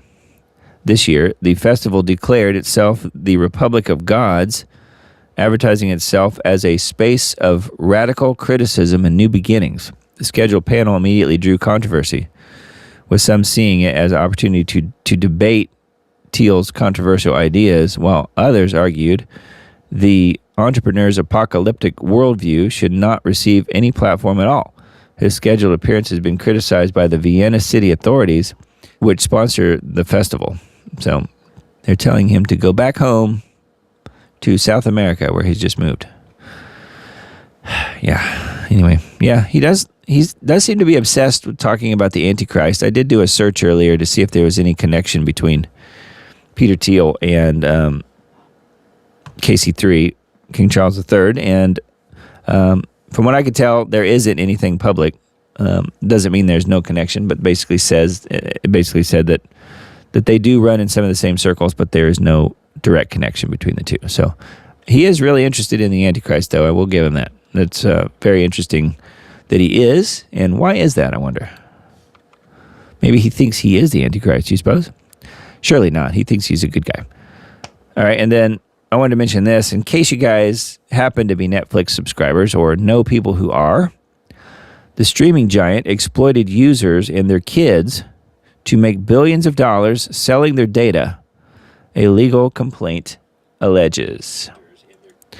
I know that's a shocker, I'm sure, but Texas Attorney General Ken Paxton has sued Netflix, accusing the streaming company of illegally spying and collecting data from users and their children without their knowledge or consent. Yeah. In a statement published on Monday, Paxton characterized Netflix as a logging company that records and monetizes customers' behavioral data and occasionally streams movies. The lawsuit filed in Collin County, Texas on Monday cited past promises by Netflix executives not to exploit users' personal data for advertising purposes. However, despite promising privacy, the company allegedly mined information spanning customers' viewing habits, preferences, devices, so in other words, the computer or phone or whatever they were using, household networks, and application usage, according to the complaint. After building its customer base, Netflix allegedly began to sell their data to commercial data brokers, raking in billions of dollars annually, it said. So that's one of the ways that they're able to get so much money and continue to do what they're doing with no end in sight, really. The lawsuit also focused on children's accounts, which Netflix encouraged customers to make. The complaint alleged that the company kept users addicted using features such as autoplay and other dark patterns, designed features that push users into actions they may not have intended, such as staying on the platform longer than intended or agreeing to things that they do not understand. So it says Netflix is not the ad-free and kid-friendly platform that it claims to be. Instead, it has misled consumers while exploiting their private data to make billions, Ken Paxton said. Yeah, well, we'll see where it goes. I don't think that anything will change, but who knows? Musk did urge people to cancel their Netflix for the health of your kids back in October last year, in response to an animated show that aimed at children 7 or older featuring a trans character. That's what I mean when I said that they are very woke. Anyway, that was the Netflix article I wanted to mention to you guys. Now, this one's kind of strange. I saw this and thought, okay, what are they going to do with this plane? Well, it says, watch abandoned Soviet jet. It's not a military jet. Abandoned Soviet jet turned into a giant image of Christ. Swiss artist Micah Hani has told Rupley he chose Armenia for his latest project because the country is steeped in Christian tradition. You can see it here, just a like a drone shot. They zoom out here. Swiss artist Micah Hani has created a massive mural of Jesus Christ using a decommissioned passenger jet in Armenia as a canvas. The installation can only be viewed in its entirety from above, as all the elements merge into a single image. Jesus' outstretched arms are painted onto the wings, with the entire structure resembling a crucifix. So you see what they're doing there? The scenic views of Lake Sivan, on whose shore the old Soviet Yak-40, has stood idle for years, add to the artistic experience as seen in this drone footage. Wow. How about that? Now, that's a piece of art. But what's interesting is it's on the top of that plane. So, I mean, you couldn't really go there to visit it because they're not going to let you get up and stand on it. Maybe they're going to build platforms around it or something. I don't know. It took Hani 6 days to paint the aircraft's fuselage, but he spent several months preparing for the project beforehand. He explained that he opted for such an unusual canvas because he felt there is something both powerful and at the same time fragile in the plane. His choice of Armenia as the location for this installation was no coincidence either, noting that the South Caucasus nation has an incredible wealth of history and spirituality. You feel a certain depth there that is hard to explain. Moreover, it is the oldest Christian country out there. This is the right place for this project. King Tiridates III proclaimed Christianity the state religion of ancient Armenia in 301 AD. The faith has persisted through the highs and lows of the nation's turbulent history ever since. So, wow. Isn't that wild? I thought that was very interesting. Turned a jet into a work of art. Amazing stuff. All right, we mentioned this last week, so this is a follow-up. And yes, she is still alive. I was afraid they might do something to her. Tina Peters to walk out of prison on Monday, meaning tomorrow. And she is there. Even the far-left publications like the Denver Post admit Tina Peters will be free on Monday. Tina Peters will walk out of a Colorado prison Monday, ending roughly 20 months of incarceration. I would say illegal incarceration, as her legal team renews its effort to overturn the 7 criminal convictions that sent her there. Her exit from the La Vista Correctional Facility in Pueblo comes roughly 30 months earlier than originally scheduled, after Governor Polis commuted her sentence in mid-May and ordered her release at the start of June. The one-time top election official in Mesa County, Peters, will be released almost exactly 5 years after she helped an election conspiracist surreptitiously copy information. She was supposed to do this, by the way. Surreptitiously copy information from her county's secure election systems. Some of that information was later published on right-wing media. Peters, 70, did not have a parole hearing instead of her release, so it was unclear the conditions under which she will be released. Okay. In an interview earlier this month, one of her attorneys, Peter Tickton, who seems to be a pretty good guy, by the way, I've heard him talk before, said that the parole board would set her conditions at some point after her release. On Friday, the Department of Corrections said she is being released under a parole agreement, but the document was not immediately available. We'll see how it goes. Hopefully she will be a free lady. Anyway, that one's on joehoft.com, which is related to and connected to the Gateway Pundit. He's one of the brothers that started the Gateway Pundit. And speaking of which, got a Gateway Pundit story for any vacationers out there, people going on vacation this month or thinking about going to the amusement park and riding on a roller coaster. Well, maybe you should reconsider. I'm not a roller coaster guy. I've never liked them. Tell me if you guys like roller coasters. Well, this in part is one reason I don't like them. Roller coaster malfunction leaves 8 riders stranded nearly 100 feet in the air for hours before heroic firefighters saved the day. Why hours? That's what I don't get. 8 riders were left stranded on a roller coaster in Galveston, Texas for hours before being rescued. A group of young people experienced the fright of their lives on Thursday evening after a roller coaster in Texas suddenly stopped climbing. NBC reported the Iron Shark roller coaster at Galveston Island Historic Pleasure Pier. Pleasure Pier, wow. Not carnal or anything. Came to a total stop in the middle of the ride, causing the riders to be stuck for hours at nearly 100 feet in the air. Galveston firefighters arrived at the scene roughly 5:30 to save the riders. The process took several hours, with the last rider being extricated at roughly 9 p.m. Video of the tedious rescue shows the critical moments of the successful rescue. I'm going to play this so you guys can see it. You can see that they are literally stuck at a 90-degree angle, getting ready to go up and over a loop. You can see it real good at the end, but there's pulling people off. There's the car there in the blue, right here. The Iron Shark coaster. There it is. See the loop right there? They got stuck when they were climbing that. So at least the brakes kicked in and it didn't just slide backwards or something. But yeah, Houston Independent School District announced in a statement obtained by NBC that the roller coaster passengers were students on a field trip. Wow. It was organized by Energized for STEM Academy Middle School and STEM Academy High School. So you got a bunch of future engineers that got stuck on the ride. That's crazy.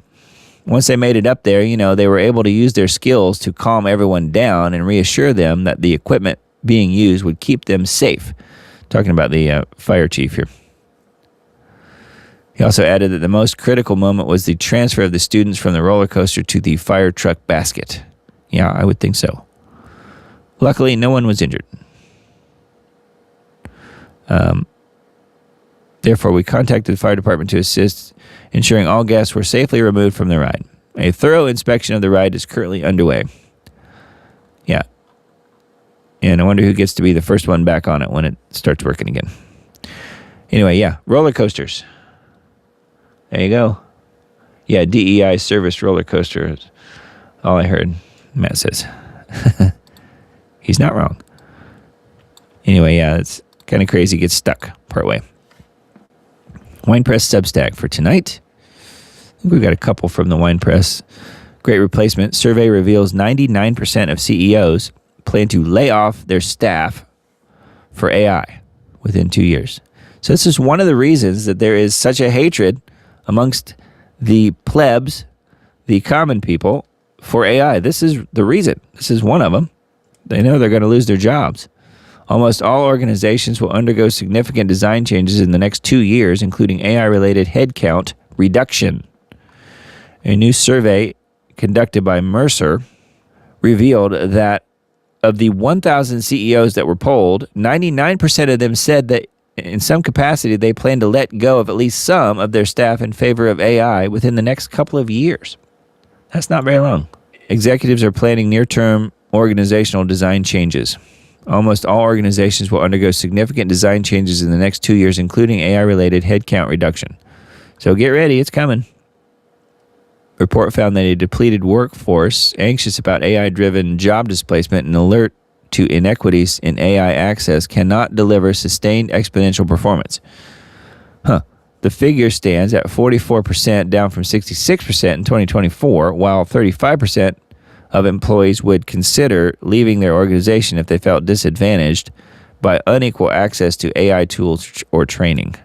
But the poll also found that 63% of executives believe redesigning work to incorporate AI and automation is the people initiative that will drive the greatest return.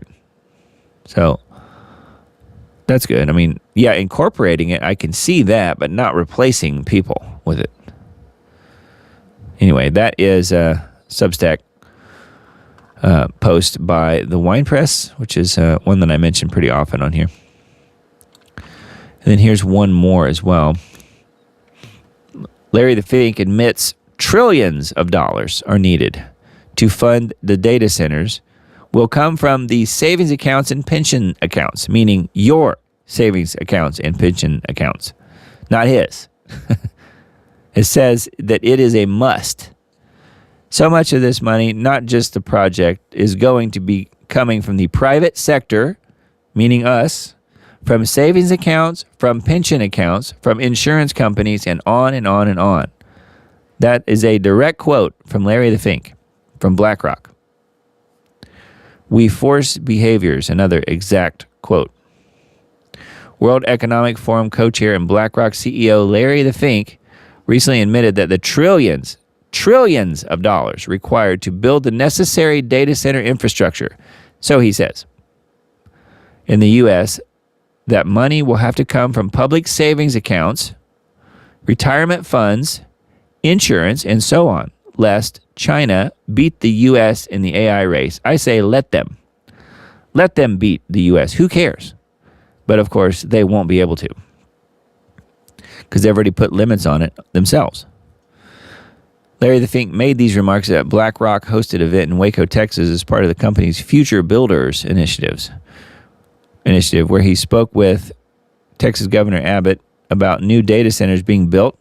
Yeah, they're building like 400 and some. I think there's going to be 430 data centers in Texas, 60 in Tennessee that I remember. I saw a map. I mentioned it last week. It's crazy.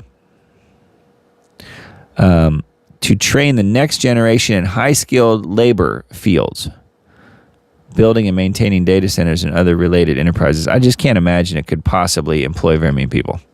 The roughly 45-minute press conference is not widely televised or shared online.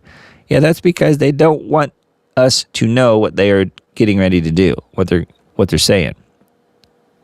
But in one particular part of the speech, Larry Fink revealed where some of the money will come from to build the data centers and new power grid in Texas and the United States, retirement and savings accounts. So he's not funding any of it. Nope, you are. Fink lamented that many Americans want to keep their money in a bank account and save it for rainy days, but urges Americans to think of the bigger picture and more readiness to fund direct investment in U.S. infrastructure. Yeah, like they're going to have a choice. What they're going to do is declare a great reset, take it all, and then they'll have it all. And you get nothing. That's what's going to happen. The host asked Larry, let's talk globally. You've said that the world will need as much as $68 trillion in new infrastructure investment by 2040. That's trillion with a T. Now, where do you see the biggest need for infrastructure investment when it comes to around the world? And then he gave his answer. That's when he mentions that basically we have to pay for it. So there you go. And that is all embedded here, by the way. Those clips are all here in this Wine Press Substack. I've seen it in other places online, like on X and stuff. So they're there. A lot of videos embedded on this particular Substack. All right, so that was a Wine Press Substack. Now here's one from Leo Homan. Usually mention him as well. Oh, it's 11:11. Russian security chief alleges Trump is planning to use ISIS terrorists to attack Iran. So this may be the next step. I heard this a few days ago. This article is dated the 26th. We will see. It says the jihadists are being moved from prisons in Syria to special camps in neighboring Iraq, according to a Russian official cited by RT. RT is reporting that Western intel agencies led by the United States are planning to use Syrian jihadists affiliated with ISIS as a proxy force against Iran. The report cites Russian Federal Security Service Chief Alexander Bortnikov as its source for the story. This is a story you won't see reported in the West, where corporate media outlets are tightly controlled by the military-industrial complex. Yeah. The jihadists who fought for ISIS and other terrorist groups are being moved from prisons in Syria to special camps in Iraq. Yeah, and they're told, if you want to stay free and not get put back in prison, you're going to go do this. You're going to go fight. So I would imagine most of them will. So anyway, man, once again, you have Syria involved here, and then ISIS, which tells me that Israel has to be heavily involved in this too. And it would just make sense. So anyway, something to keep an eye out on. This is a fairly lengthy article here on Leo Homan's Substack, and know that is available. Again, goes back just a few days, but he's the only one I see reporting this, but he's saying that RT is reporting it. Let me go to that and just see what that does. Let me share this tab. Okay. West planning to use former ISIS militants against Iran. Yep. So there is the RT article that he's talking about, with some of the receipts, as they say. So I don't know. I'm not sure if that's going to happen or not, but my guess is it probably will, because they have to be able to declare victory here somehow. And getting more terrorists involved would make a lot of sense, unfortunately. At least as far as what Trump would be capable of doing. It would make sense. So, all right. And then, Futurism article. New website detects apocalypse if billionaire jets start fleeing en masse. So, you see the billionaire, I guess, chemtrail jets. Heading out. It says billionaires aren't like us. They get special tax breaks to protect their fortunes. Or they don't pay any taxes at all. Operate private intelligence rings and increasingly have direct lines to the White House if they're not already there. Given their increasing hold on the levers of political power, in other words, it's likely that the world's richest would get advanced news of a civilization-threatening event. What could they be talking about? Kyle McDonald, a programmer and artist from LA, has developed a new jet tracker with exactly that dynamic in mind, called the Apocalypse Early Warning System. The vibe-coded website is meant to warn of impending doom based on how many private jets are in the air at any one time. So there is a link here. I'm looking to see if it doesn't look like it's an easy-to-use link. Let me see what this actually goes to. So we'll take a little departure here and see if this is it. Oh, yeah, this is it. So it is a website. I was thinking it was an app. Apocalypse Early Warning System. In the event of an imminent nuclear apocalypse, we suspect that many people who have access to private jets will immediately take to the skies and escape city centers. This site tracks this indicator in real time. The current emergency level is reported on the scale of 1 to 5, with 5 being an indicator of a likely imminent apocalypse. So they're saying, okay, and then it's got 145 out of 31,579 planes are airborne. 2,183 max people airborne right now, I guess. That is dated as of tonight at 10:30 Central, so about an hour ago. Real-time tracker. And yeah, you can actually click on and see some of the different planes here, what they are supposedly. Who knows if this is accurate, but I guess it is. I mean, he must think it is, at least the developer. Traffic archive, you can see how things work basically on this website. So pretty interesting, and that's a wild wallpaper that he's got on the website too. Bombs dropping. Yeah. Anyway, so this is a kind of a kooky URL address. I'm surprised he doesn't have an easier one to remember, something or other .com or .net or something. But it's like his name and some other stuff. So I will link to this in the Substack post if you want access to this. At first, I thought he was selling a app, and that might be what it ends up being at some point. But right now, it's a free-to-access website. But yeah, always follow the money. That's what it says. Not a bad idea. Anyway, it is an interesting idea, really, that somebody came up with that and then is able to put it into practice. So I think that's good. But you'd have to try and remember and go visit the website, which, if there's something really bad happening, the website might be down, so then it's not really doing you any good. Who knows? Oh yeah, this is another crazy thing. This was posted by the White House on the 28th. It's got 34 million views. So this is not what you think it is. So they show the spaceship, the guy running here, and I'm going to mute it.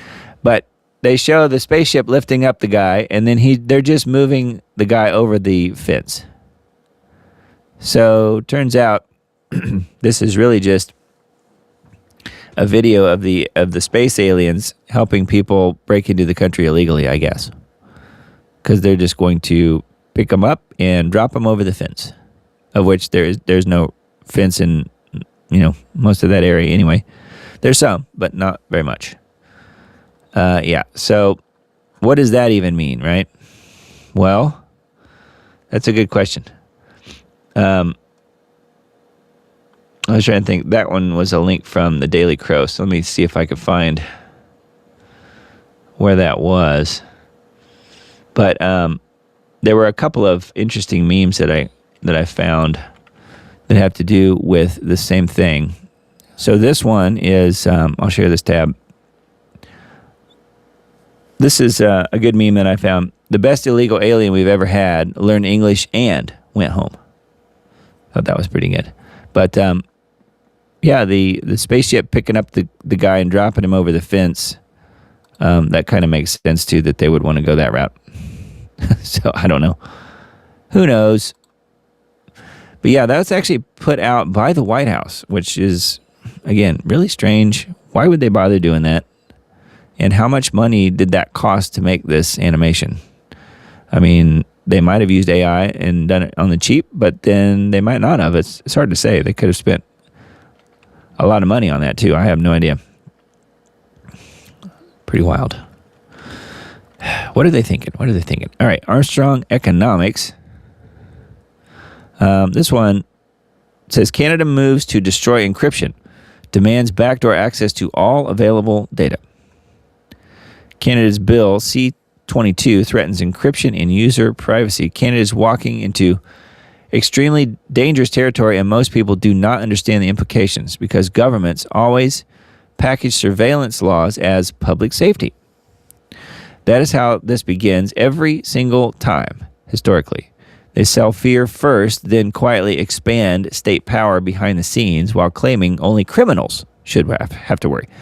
Not even now, even Apple, Google, Meta, Signal, privacy experts, cybersecurity professionals, and members of the U.S. Congress are warning that Canada's Bill C-22 could force technology companies to weaken encryption and build government access mechanisms directly into their systems.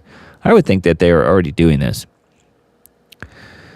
People need to understand what encryption actually is, not some toy used only by criminals. Encryption protects bank accounts, corporate systems, private medical data, government communications, journalists, dissidents, businesses, lawyers, and ordinary citizens.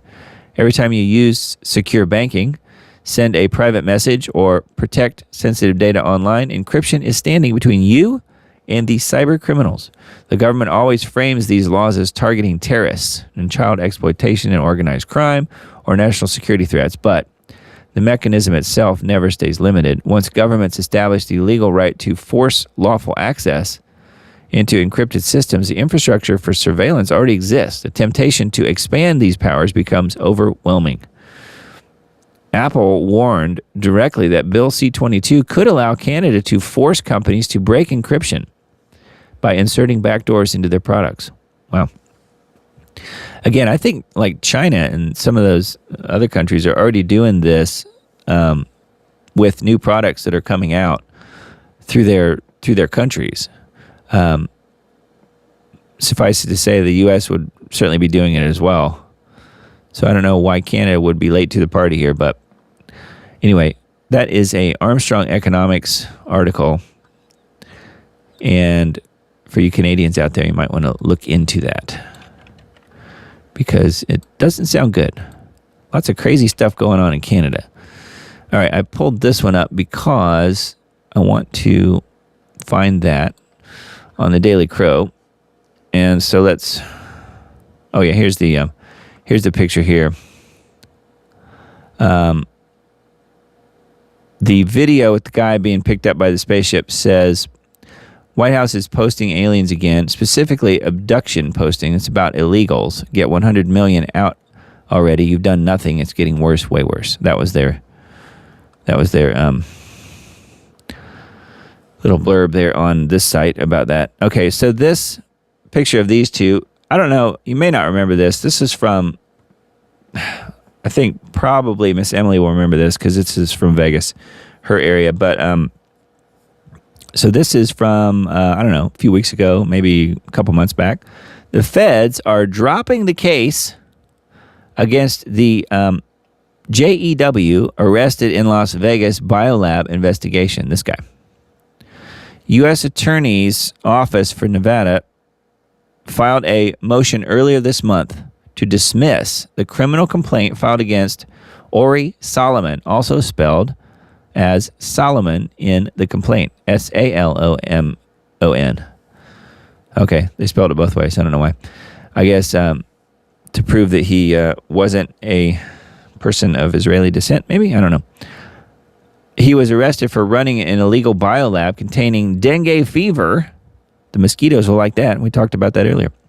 Had dengue fever, HIV, and tuberculosis in Las Vegas. Apparently, the acting federal attorney of Nevada, where court proceedings was held, is Sigal Chattah. Her. Also an Israeli-born. Charges against the biolab terrorist Ori Solomon were dropped by Israeli-born Trump-appointed prosecutor Sigal Chattah. Her appointment as prosecutor was ruled illegal last year, but Trump ignored it. Chattah said this because she knows where the bodies are buried, quote unquote. Watch this last link. Your gut will tell you she is a spawn of Satan. If you aren't at the point where you can see and listen to someone like this for 3 seconds and make the read, you have no discernment, meaning her. Yeah, so this that they're talking about is a link to an X post.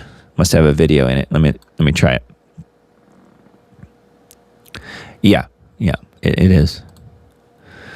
Charges against Israeli biolab terrorist Ori Solomon were dropped by Israeli-born Trump-appointed prosecutor Sigal Chattah. Her appointment as prosecutor was ruled illegal last year, but Trump ignored it. Chattah says this is because she knows where the bodies are buried. So she says that in this video. Look, a lot of these people, I know that they're scared because I know where a lot of bodies are buried because I come from the defense world. So, without saying too much about my previous experience as a defense attorney, but when you played that side, you know where all the bodies are buried. Sometimes you even choose the location to bury them. Chada not revealing what she means specifically. A lot of these people, I know that they're scared. I think we know what she means, don't we? We know. Wow. Yeah, she is very creepy. He's saying here she's a spawn of Satan. Yeah, she is not too impressive. That's for sure. All right. Well, anyway, that was one crazy story I came across. The other one was, let's see here. This story, and I can just scroll up the page for it. Oh, did you guys see the new Bangladeshi cow that was born that has Trump's hair? Have you seen that? Viral fame spares Donald Trump buffalo from EID sacrifice in Bangladesh because it has Trump's hair. And it's not a toupee. It has hair like that. Actually, it's probably even better than Trump's. Very strange. Yeah. So this is, did you know about, I'm sure you guys knew about the UFC fight stuff that's getting ready to happen. But yeah, did you know they're building a Stargate apparently in front of the White House? It says UFC takes shape at the White House. It is literally Stargate.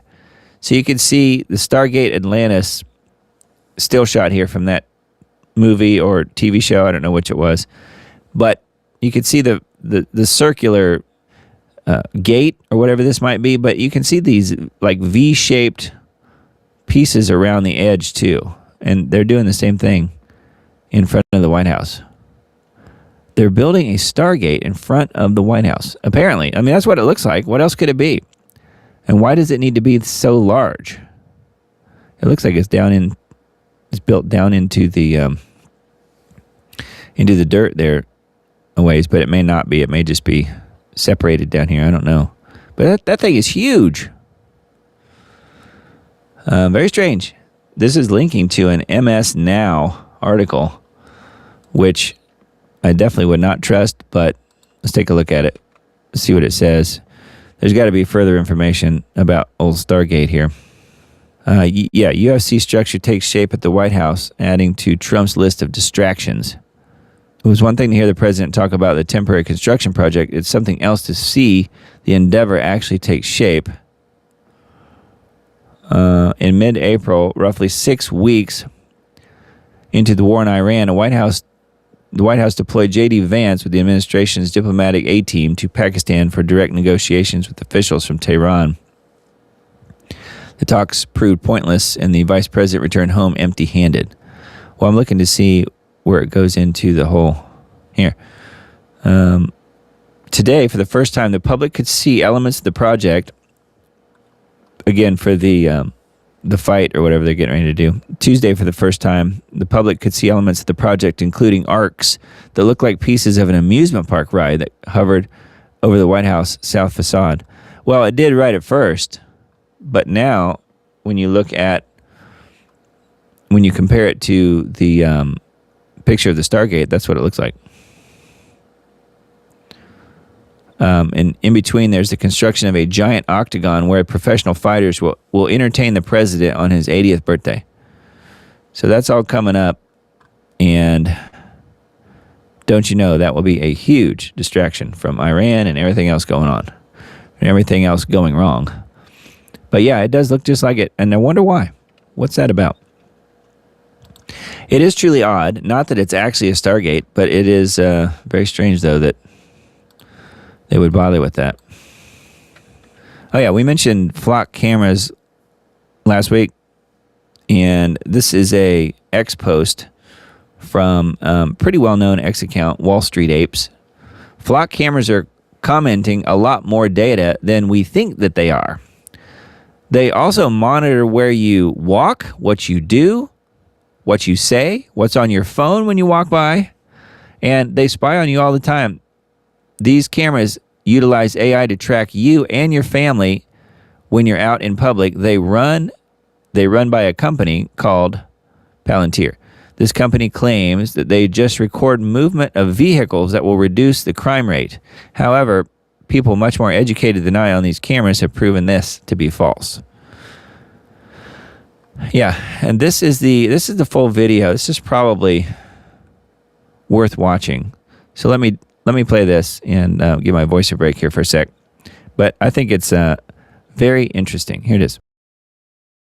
And it's come to my attention that there are several flock cameras installed around our town. My resources count over 30 of them, and I have graphics showing where they are. I'd like to be passed around to the guests here tonight so they can see where these cameras are. These cameras utilize AI to track you and your family when you're out in public. They run by a company, Palantir. This company claims that they just record movement of vehicles and they will reduce the crime rate to 0.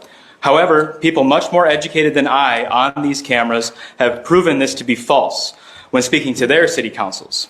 They do not monitor where you drive, but they also monitor where you walk, what you do, what you say, what's on your phone when you walk by, and they spy on you all the time. Today I walked around and I noticed the one down by the bridge was pointed towards the courtyard and the field, not towards any roads. So why would it be pointed towards the river, not towards the streets, if it's just to monitor vehicles? Also, in order to bring the crime rate down to 0, they would need to be able to predict crime before it happens. And I think that is a slippery slope. Some cities are discussing adding this AI to police body cameras, which would be constantly monitored by an AI, which would make a judgment call about releasing drones, also controlled by this AI. Again, I see it as a very slippery slope, along with the military drones that we've seen used over in Iran and in Ukraine. That is not my biggest problem with these, though. The owner of Palantir, Peter Thiel, is a man mentioned in the Epstein files over 2,200 times, making him the 4th most mentioned individual in the files. He accepted $40 million that we know about from Epstein. The victims of Epstein and Ghislaine Maxwell were human sex trafficked, reported almost all members consisting of high-profile and ultra-wealthy individuals, and they witnessed murders, ritual sacrifice, and cannibalism of infants, that being the consumption of human flesh and blood. They used code words for their victims, like pizza, jerky, and grape soda. I have a hard time believing that any human being could do something so evil. This is something that I would be told in a story about vampires. And I don't know about you, but I think that vampires are meant for campfires. They are supposed to be a mythological being, and they're not supposed to be real, and definitely should not be in charge of the security and safety of our city. I believe that any decent person would say no to giving up their safety and security to someone with such little value of a human life, let alone a potential ultra-wealthy pedophilic vampire in the Epstein files. So there you go. How about that? He explains it pretty well, I think. And just know that the flock cameras, there's a little more than we're actually being told about that as far as what they're collecting. Yeah, not that surprising, I suppose. All right, this is one that we mentioned at the beginning of the show and actually found the link to it. So we'll link to this in the Substack post, but we talked about this at the beginning of the show. U.S. law enforcement warns of anti-tech extremism as AI hatred grows. Yeah, this is the Wired story. And then we've got another X post here. Let me see what this is. Sam Altman says here, and we'll just link to this. I won't bother playing it now. We just watched that other one. It's got 16 million views. Sam Altman says, this guy says, we see a future where intelligence is a utility like electricity or water, and people buy it from us on a meter. Intelligence. So that would be transhumanism, right? It's the only way that would work. That's some scary stuff right there. Anyway, this is the guy that, I guess, one of the founders or co-founders of ChatGPT. I was looking to see if there are any good memes on this one. There are some, I'm sure, that are pretty good. But yeah, We see a future where intelligence is a utility like electricity or water, and people buy it from us on a meter. So you won't have your own innate intelligence or your own learned intelligence that you gathered from years and years and lifetimes of being able to learn things on your own and from great teachers and stuff. No, you just download it, just like a computer. It goes right straight to your brain. You want to know how to speak French? Just hit the button and download it, but it'll cost you so many credits, whatever. But you instantly have it. That's where they hope to go with it. I don't think we'll ever make it to that point, but that is what the elite, people like this, are trying to get to. And of course, they will have all the keys, and we will be the slaves to it. They'll have the kingdom, they'll have the keys to the kingdom, and we will be the slaves. And we will only be allowed to have whatever intelligence and know the things that they want us to have, which of course is very, very little. Because we are the slaves, right? Then this one is one that they probably wouldn't like much on YouTube, so I'll be careful on this one. Reckless. Virginia recommends the MMR VAXX for infants as young as 6 months. MMR, measles, mumps, rubella.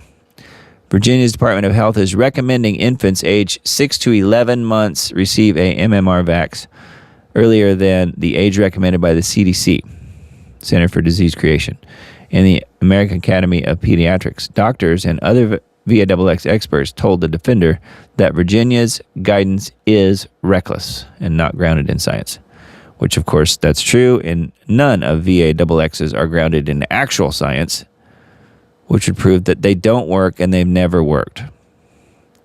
Anyway, full article here on children'shealthdefense.org. But yeah, of course it is. It's completely reckless, but that's the whole point. So ages 6 to 11 months. 6 months old. Yeah. Anyway. Every little baby out there is a pincushion, they think. I thought this one was kind of weird. Elon Musk did Doge. Now Mamdani is trying Coge, C-O-G-E.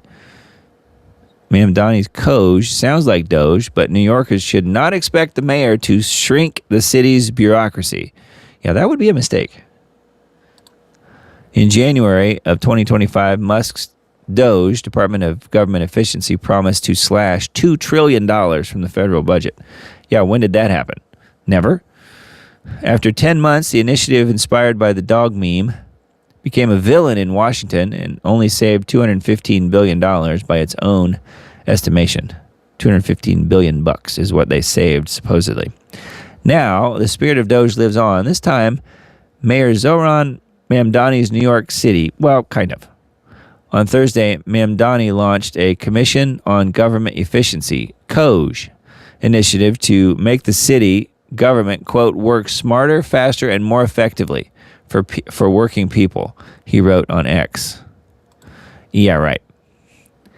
New Yorkers deserve a city government as careful with their money as they are. When asked whether there was anything he admired about Musk's Doge, Mamdani told reporters just the name and what it should have been. Government efficiency are these words that are somehow have been understood as if they are Republican priorities, when in fact they are priorities of anyone who believes in public sector, Mamdani said on Thursday. And yet Musk took that language and used it to cut as many jobs that were as critical as possible for so many of the neediest people across the world and across the country and across the world. Mamdani added that his COGE would focus on actually delivering efficiency instead of serving as a byword for cutting services.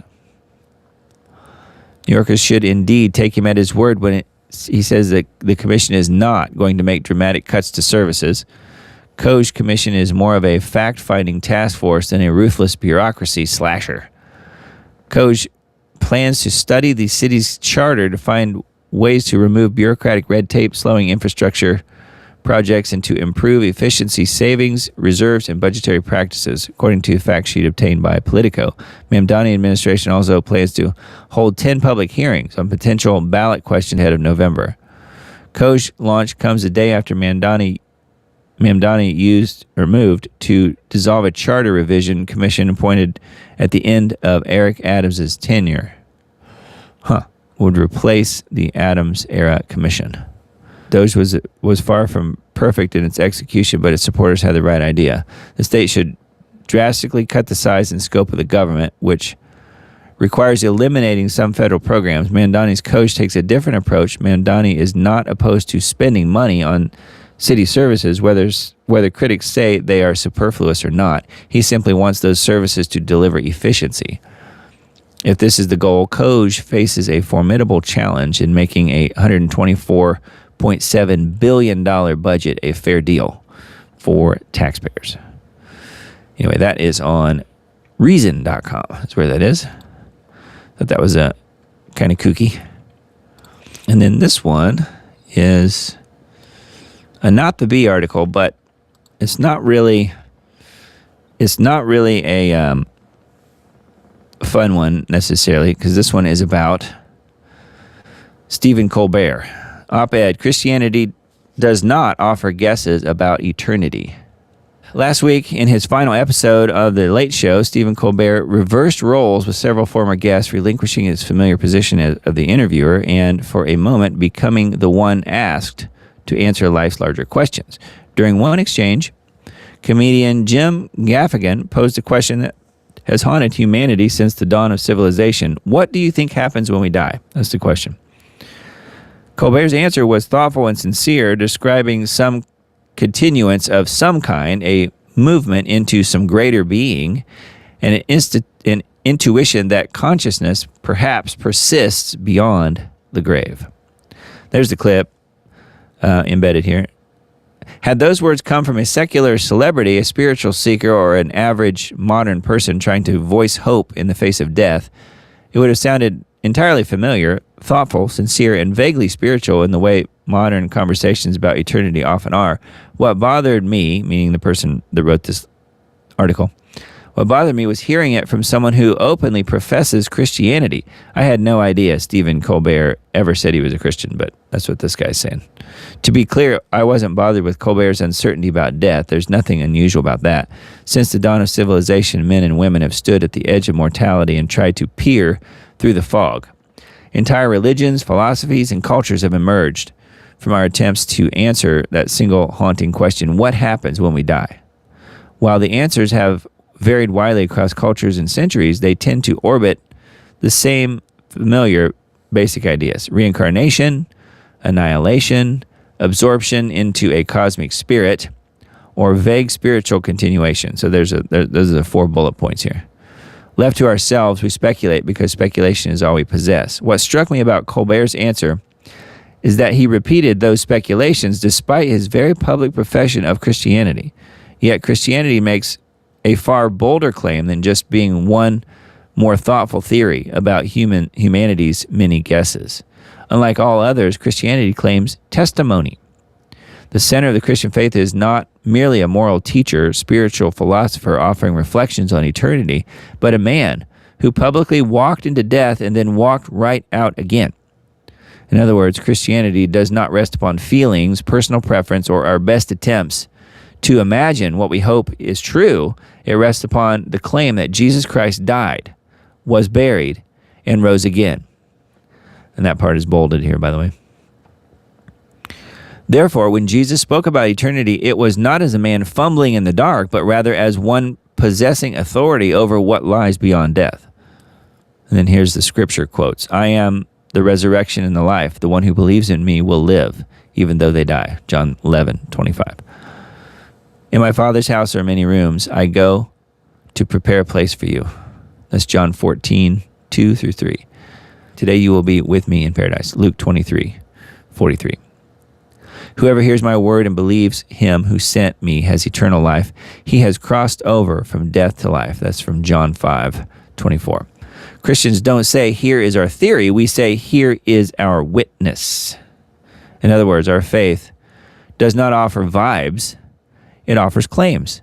Perhaps this is why Colbert's answer has lingered with me these past few days. It reflects something larger than one celebrity's personal uncertainty.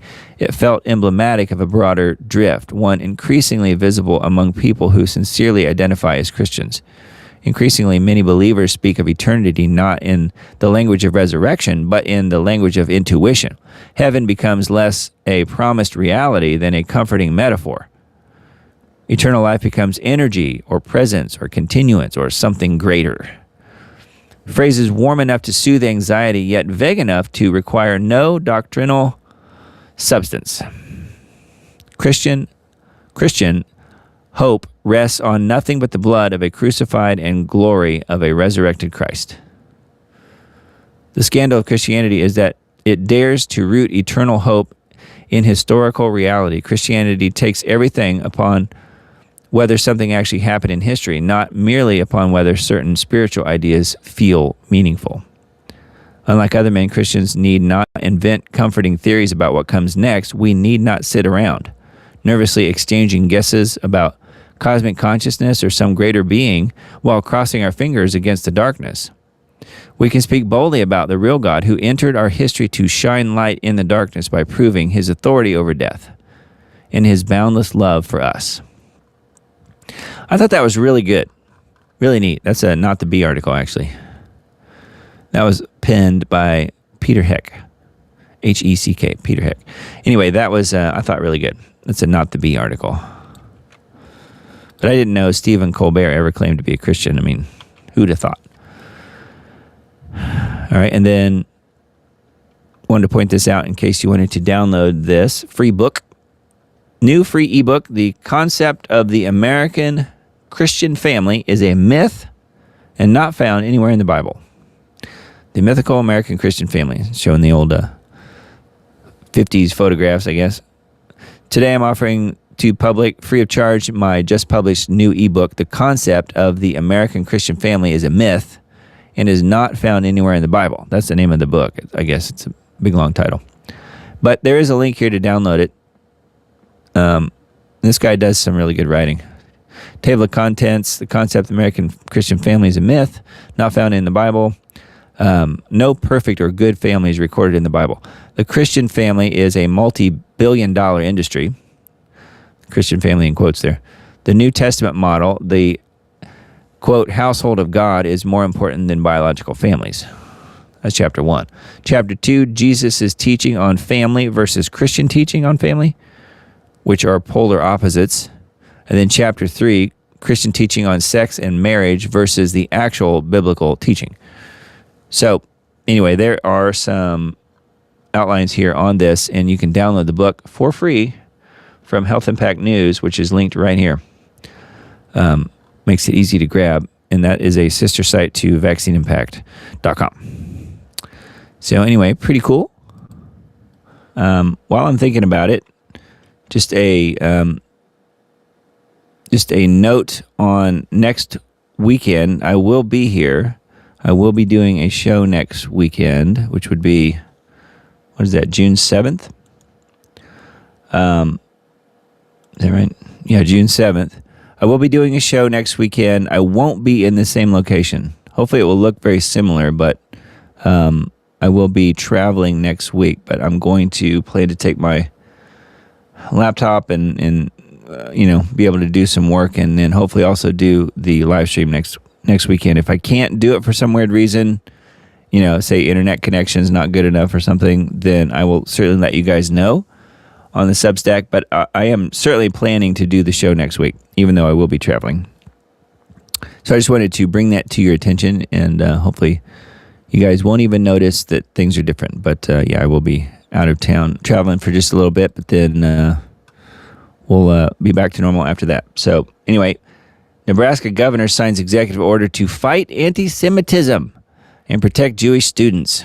Protect them from what? That's what I want to know. What are they protecting them from? I was trying to find the video that I played several months ago. I'll find it. I think I know where it is.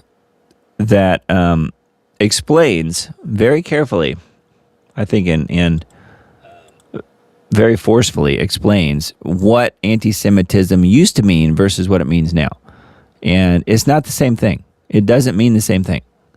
And it used to be a real thing in that if someone was, if an organization was being anti-Semitic, they were preventing a Jewish person from doing something. Well, that is not the case whatsoever now. Now it's morphed into any criticism of anything Israel ever does. That's anti-Semitism now. But that's not the original definition of it. It meant like, and I mentioned this last week, so forgive me for repeating myself, but it meant like if a Jewish student was not allowed in a college, he couldn't go to school there. That was the college being anti-Semitic. That's what it meant. It didn't mean that you don't like what Netanyahu's doing by leveling Gaza. That's not what it meant, and that's still not what it means. So people that are arguing about things and calling you anti-Semitic for disagreeing with something Israel's doing are lying because they have no idea what that word even means. Anyway, this article is on Israel 365, Israel365news.com. Nebraska governor signs executive order to fight anti-Semitism, protect Jewish students. This is just more of the same, really. I mean, that's what we're experiencing, and more of these red states, like my state, will be passing things like this, which will limit free speech. Essentially, that's what's happening. Free speech is being evaporated right in front of our eyes. Nebraska Governor Jim Pillen signed a landmark executive order. So again, they do it by decree on Friday to bolster protections against anti-Semitism in the state's public schools. Again, this website is super pro-Zionist, okay? So you're only going to get that side.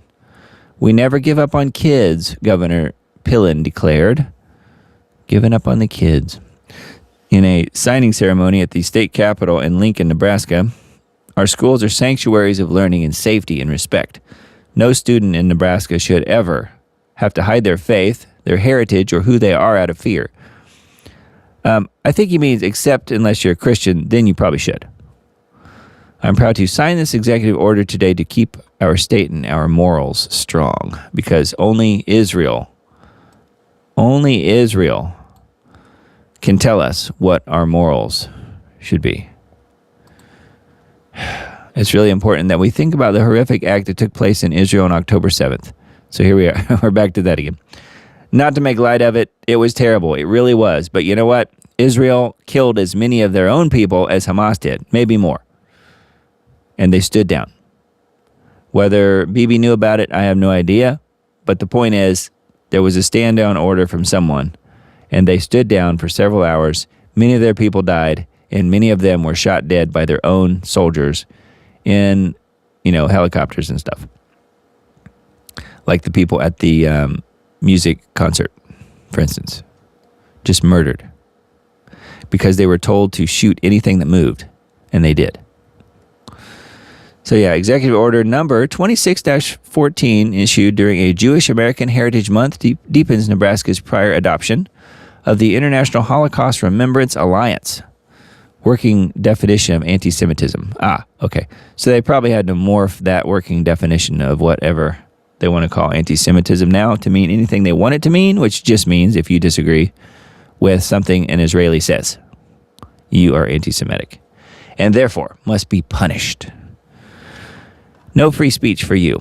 Anyway, they're about to go to no free speech, I guess, to some degree, in Nebraska. So get ready.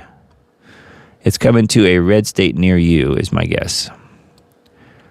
GeoWatch for this week. We have some interesting things going on. Deadly fungal storms. How about that? Fungal storms are now sweeping the U.S. and spreading a disease few doctors recognize. That is a headline from BBC Science Focus. Research paper warns that there's a massive experiment at work to geoengineer the Earth's climate. That is a futurism headline. An unrecognized model of smaller particles in the lower stratosphere. That is from AAAS. I guess that's another magazine or outlet. The so-called science community has yet to summon enough courage to tell the truth about ongoing and accelerating geoengineering operations, but Disclosure will come as the cascading consequences of climate engineering forces populations to wake up and look up. So we have latest installment of Global Alert News embedded here. And also this 90-second alert, deadly fungal storms. And he explains this in this, what that even means, in this 1.5-minute short video embedded here on this page. So anyway, I wanted to point you guys to that one. That is another good one from Mr. Dane. Mr. Dane is constantly on the run as far as trying to get his work completed, and I talk to him at various times during the week, and he's always running from interview to interview. I mean that figuratively. He's doing most of them out of his office, but he is one busy guy. He never puts down the torch. He never does anything except what he feels like he's obligated to do, and he works all the time. So I've never known him to be like out of town on vacation or anything like that. He's never done that in the whole time I've known him, and that's been since 2014 is when I first started talking to him. So there you go. He is a man very committed to this idea of exposing geoengineering. He gives it his time, his attention, his money, his everything. He's for real. So, and I've seen it firsthand. He's an amazing guy. All right, let's take a look at this. This is the scheduled weather coming up. We have not the split down the middle, but we do have mostly warm across the U.S. There's some normal, I guess, which you could call a little cooler than what they've had out west. So Miss Emily and folks out west in, I guess, mostly California and Nevada, and then also a little cooler up north of there in Washington State. But for the most part, it's going to be pretty warm everywhere else. This is dated June 6th through the 10th. So really about a week from now. But that's what's coming. And I don't know if you guys happen to be, I mentioned last week, you should try and keep an eye on the skies in your area. I noticed a lot of spraying about when I said to look, and that was about midweek last week. And then we got a little bit cooler temps and some rain. So as far as what we got here. So I'd be interested to hear what happened in your neck of the woods. But yeah, the climate reanalyzer is another thing that we like to look at on this show. This page right here looks a lot like this. So if you think about the areas out west where it's a little cooler, you'll see that reflected here 7 to 10 days from now, starting June 6th. You'll see that a little bit. They're about a degree or 4 degrees off of normal out west in like Washington State, but still pretty much, I would say, normal in a lot of these areas. And the warmest areas, I guess, are about 12 degrees above normal. So moving closer back to our current date, we have on June 3rd, we have the south is a little bit cooler. We're 3 degrees below normal starting June 3rd, and still warm out west. And then as of now, we are right on normal, whatever you call that, 0 degrees above normal, or a little bit north of us, they are below normal by a couple degrees. So that is the climate reanalyzer, which we like to look at, and does give us a good idea of what to expect temperature-wise, really. And what else we have going here? I was trying to see if I missed any memes. I found a couple of memes I wanted to share with you guys. We were talking about illegals earlier. This is another one. If illegal immigrants make our country great, then why didn't they make their own countries great first? It would take a cowgirl to come up with that one. Or at least an AI cowgirl. She's probably not even real. And then this one, for our Twilight Zone fans out there. Imagine a world where YouTube, Twitter, and Facebook merge to become known as UTwitface. Yeah. Good job, Rod. I like that one. UTwitface.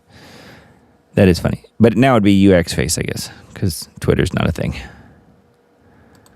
What else we have here? Oh, yeah, I wanted to share this tab. We'll talk about this more later.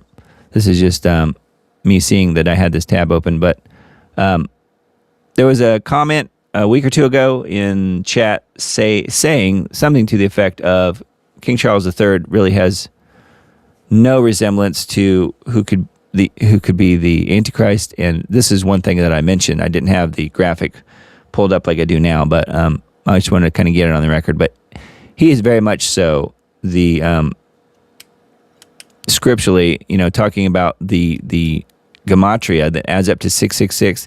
He's the only name that can get there. Prince Charles of Wales, or Charles Prince of Wales, adds up to 666, as you can see on this detail here from Tim Cohen's book. I didn't come up with this. This is something that was known about since the early 90s, late 80s, early 90s. Prince Charles of Wales, you have to have the person's name, their title, and where they're from. It can't just be their first name and their last name, or their first name, their middle name, and their last name. It has to be their name, where they're from, and what their title is. Charles Prince of Wales, which I know he's king now, but what matters is figuring out who the person is. 666.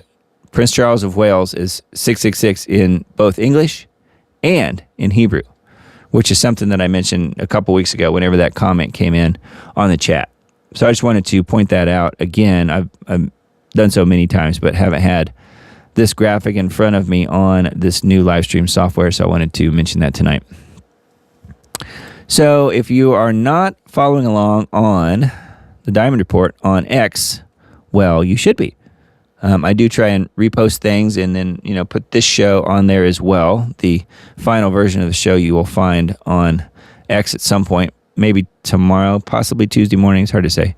Last week's show was Trojan Trump, where he was the Trojan horse, and Bibi Netanyahu and Miriam Adelson were the actual ones being pushed forward, hidden inside of Trojan Trump. And it's Israel first. That's what matters. Being pushed into the White House. So anyway, but yeah, all the other shows are on here as well. And then I retweet things that I find that I think are interesting, sometimes funny. So make sure you follow me on the Diamond Report on X. It's the Diamond RPRT on X. Report is abbreviated. And you guys might remember Russ Tanner from a few shows back. He was a guest on this show, I guess. That's why I retweeted this one. He was a guest on a different show. So anyway, yeah, I do find some interesting things to mention on there. And then we did not have any, didn't have any buy me a coffees, but that is an option for those who want to buy me a coffee. And I really needed a lot of it tonight. I have some tea right here, actually. So I'll have a drink. But no, the idea here is that if you want to support the show in a one-off type of amount, you can put the amount in there, and then what it does is, if you do so during the live broadcast, it actually makes a noise and like a little ringing noise type thing, and it also puts a graphic on the screen. I don't think it did that last week when our good friend, I won't mention the person's name, avid supporter, who made a donation, wanted to see if it made the noise. It did make the noise, but it didn't do the animation. That was my fault for not having something set up correctly, but it does do that now. So if anybody ever does happen to donate while the show's live, it actually does show a little animation of a cup of coffee, like sloshing around, and shows the person's name, whatever they put in there. Like in this case, it was an avid supporter, and then their message, and then the amount. I think it shows that. But that's it. So that's kind of a neat little feature that is integrated into this new live stream software I'm using. So I thought that was a cool little feature. So that's why I'm on buymeacoffee.com now. But it is there if you guys want to support me. That's what that's all about. Everything's more expensive, as you guys know. So I'm trying to eat the cost where I can. But obviously, things cost money, and shows cost money and time and all that. So if you want to help out what I'm doing, I really, really appreciate it. there are a handful of people out there that are helping me. So thank you guys so much for doing that. It really takes a lot of the burden off of me. So thank you guys very much. Anyway, that's what Buy Me a Coffee is. And then the link tree is not something, I don't think we might have mentioned that last week. I can't remember. But yeah, this is got pretty much all the links to the various Diamond Report websites and, the different platforms I use, like Buy Me a Coffee, Substack, Subscribestar. Both YouTube channels are on here. The band group is on here. If you're not in the band group, you should be. It's totally free. You just click it and request to join, and we approve you. Myself or Miss Emily will approve you in the band group, and you can be on there and chat with us in there. Again, totally free and non-censored. Nobody censors what you're saying, so you can say what you want. I mean, keep it nice, but don't be picking fights and stuff. But yeah, for the most part, there's no censorship there. And what I mean really by that is there's no censorship by the platform, unlike Facebook or some of the others that censor what you're saying. So that is linked here. Rumble, BitChute, Brighteon. These are all the video platforms that I use. And then, Spotify and Apple are on here. If you guys do audio only type of podcast listening, this show will be available on Spotify and Apple Music whenever I publish it. At some point, probably late tomorrow or so. My Facebook pages are linked here, Twitter and /X, and then Telegram, and all the other ones are right here as well. Even my music business website is the bottom one here, linked. So anyway, that's all there. It's all on the link tree, and you can get there by using that link right up there if you want to. Scan the code. That will get you there. Or you could just go to Linktree. It's linktr and then .ee/the Diamond Report. The Diamond Report. That's where it is. So anyway, there's all of that. And then I mentioned the Substack a bunch of times tonight. So that is what that looks like. Just drop your email address in there, hit subscribe, and you can be on the list to receive the links when I send them out. And last tab for tonight, the tiers on Subscribestar are pretty much the same. I went and updated a few things that needed to be updated. But those are available as well. If you want to contribute to what I'm doing, you can do so on Buy Me a Coffee or on Subscribestar or even on Substack, any of those places. So you can support what I'm doing, and that would really mean a lot to me. But again, no pressure. It's just it's there if you guys feel so moved to help out, and I would really appreciate that very much. But if not, that's totally fine.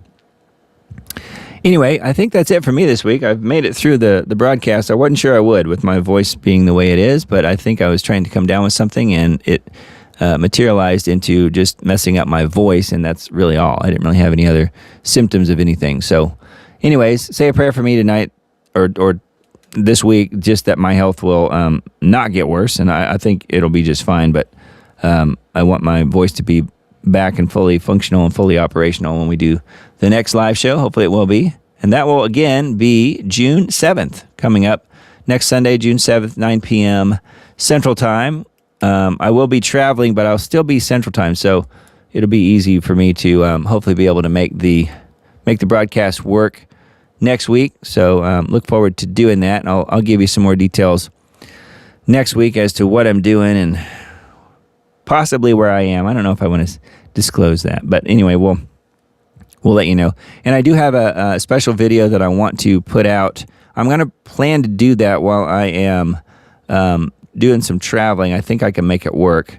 I mentioned it before, but it's been probably several weeks. I don't know if it's been months yet, but it's been probably at least a month.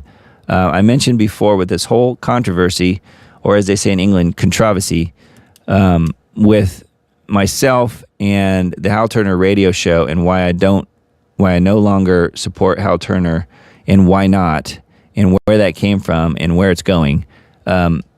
Nothing legal, but I'm just saying there's an issue there, and I was being overcharged and didn't realize it, for a while, and then once I finally realized it, he basically didn't communicate with me and kicked me off of his platform and banned me from going back. So what I'm going to do is I'm going to make a video explaining everything that happened there. And nothing against Hal as far as when I make the video, but I think it will explain what's going on. And if he is treating other people that way, that's very unchristian-like. And he does claim to be a Christian. So that is something that I have tried to get him to rectify on his end, and he won't do it. So therefore, the next step is to talk about it publicly. And I haven't done that yet because I haven't had time to make the video. Literally, I've been too busy.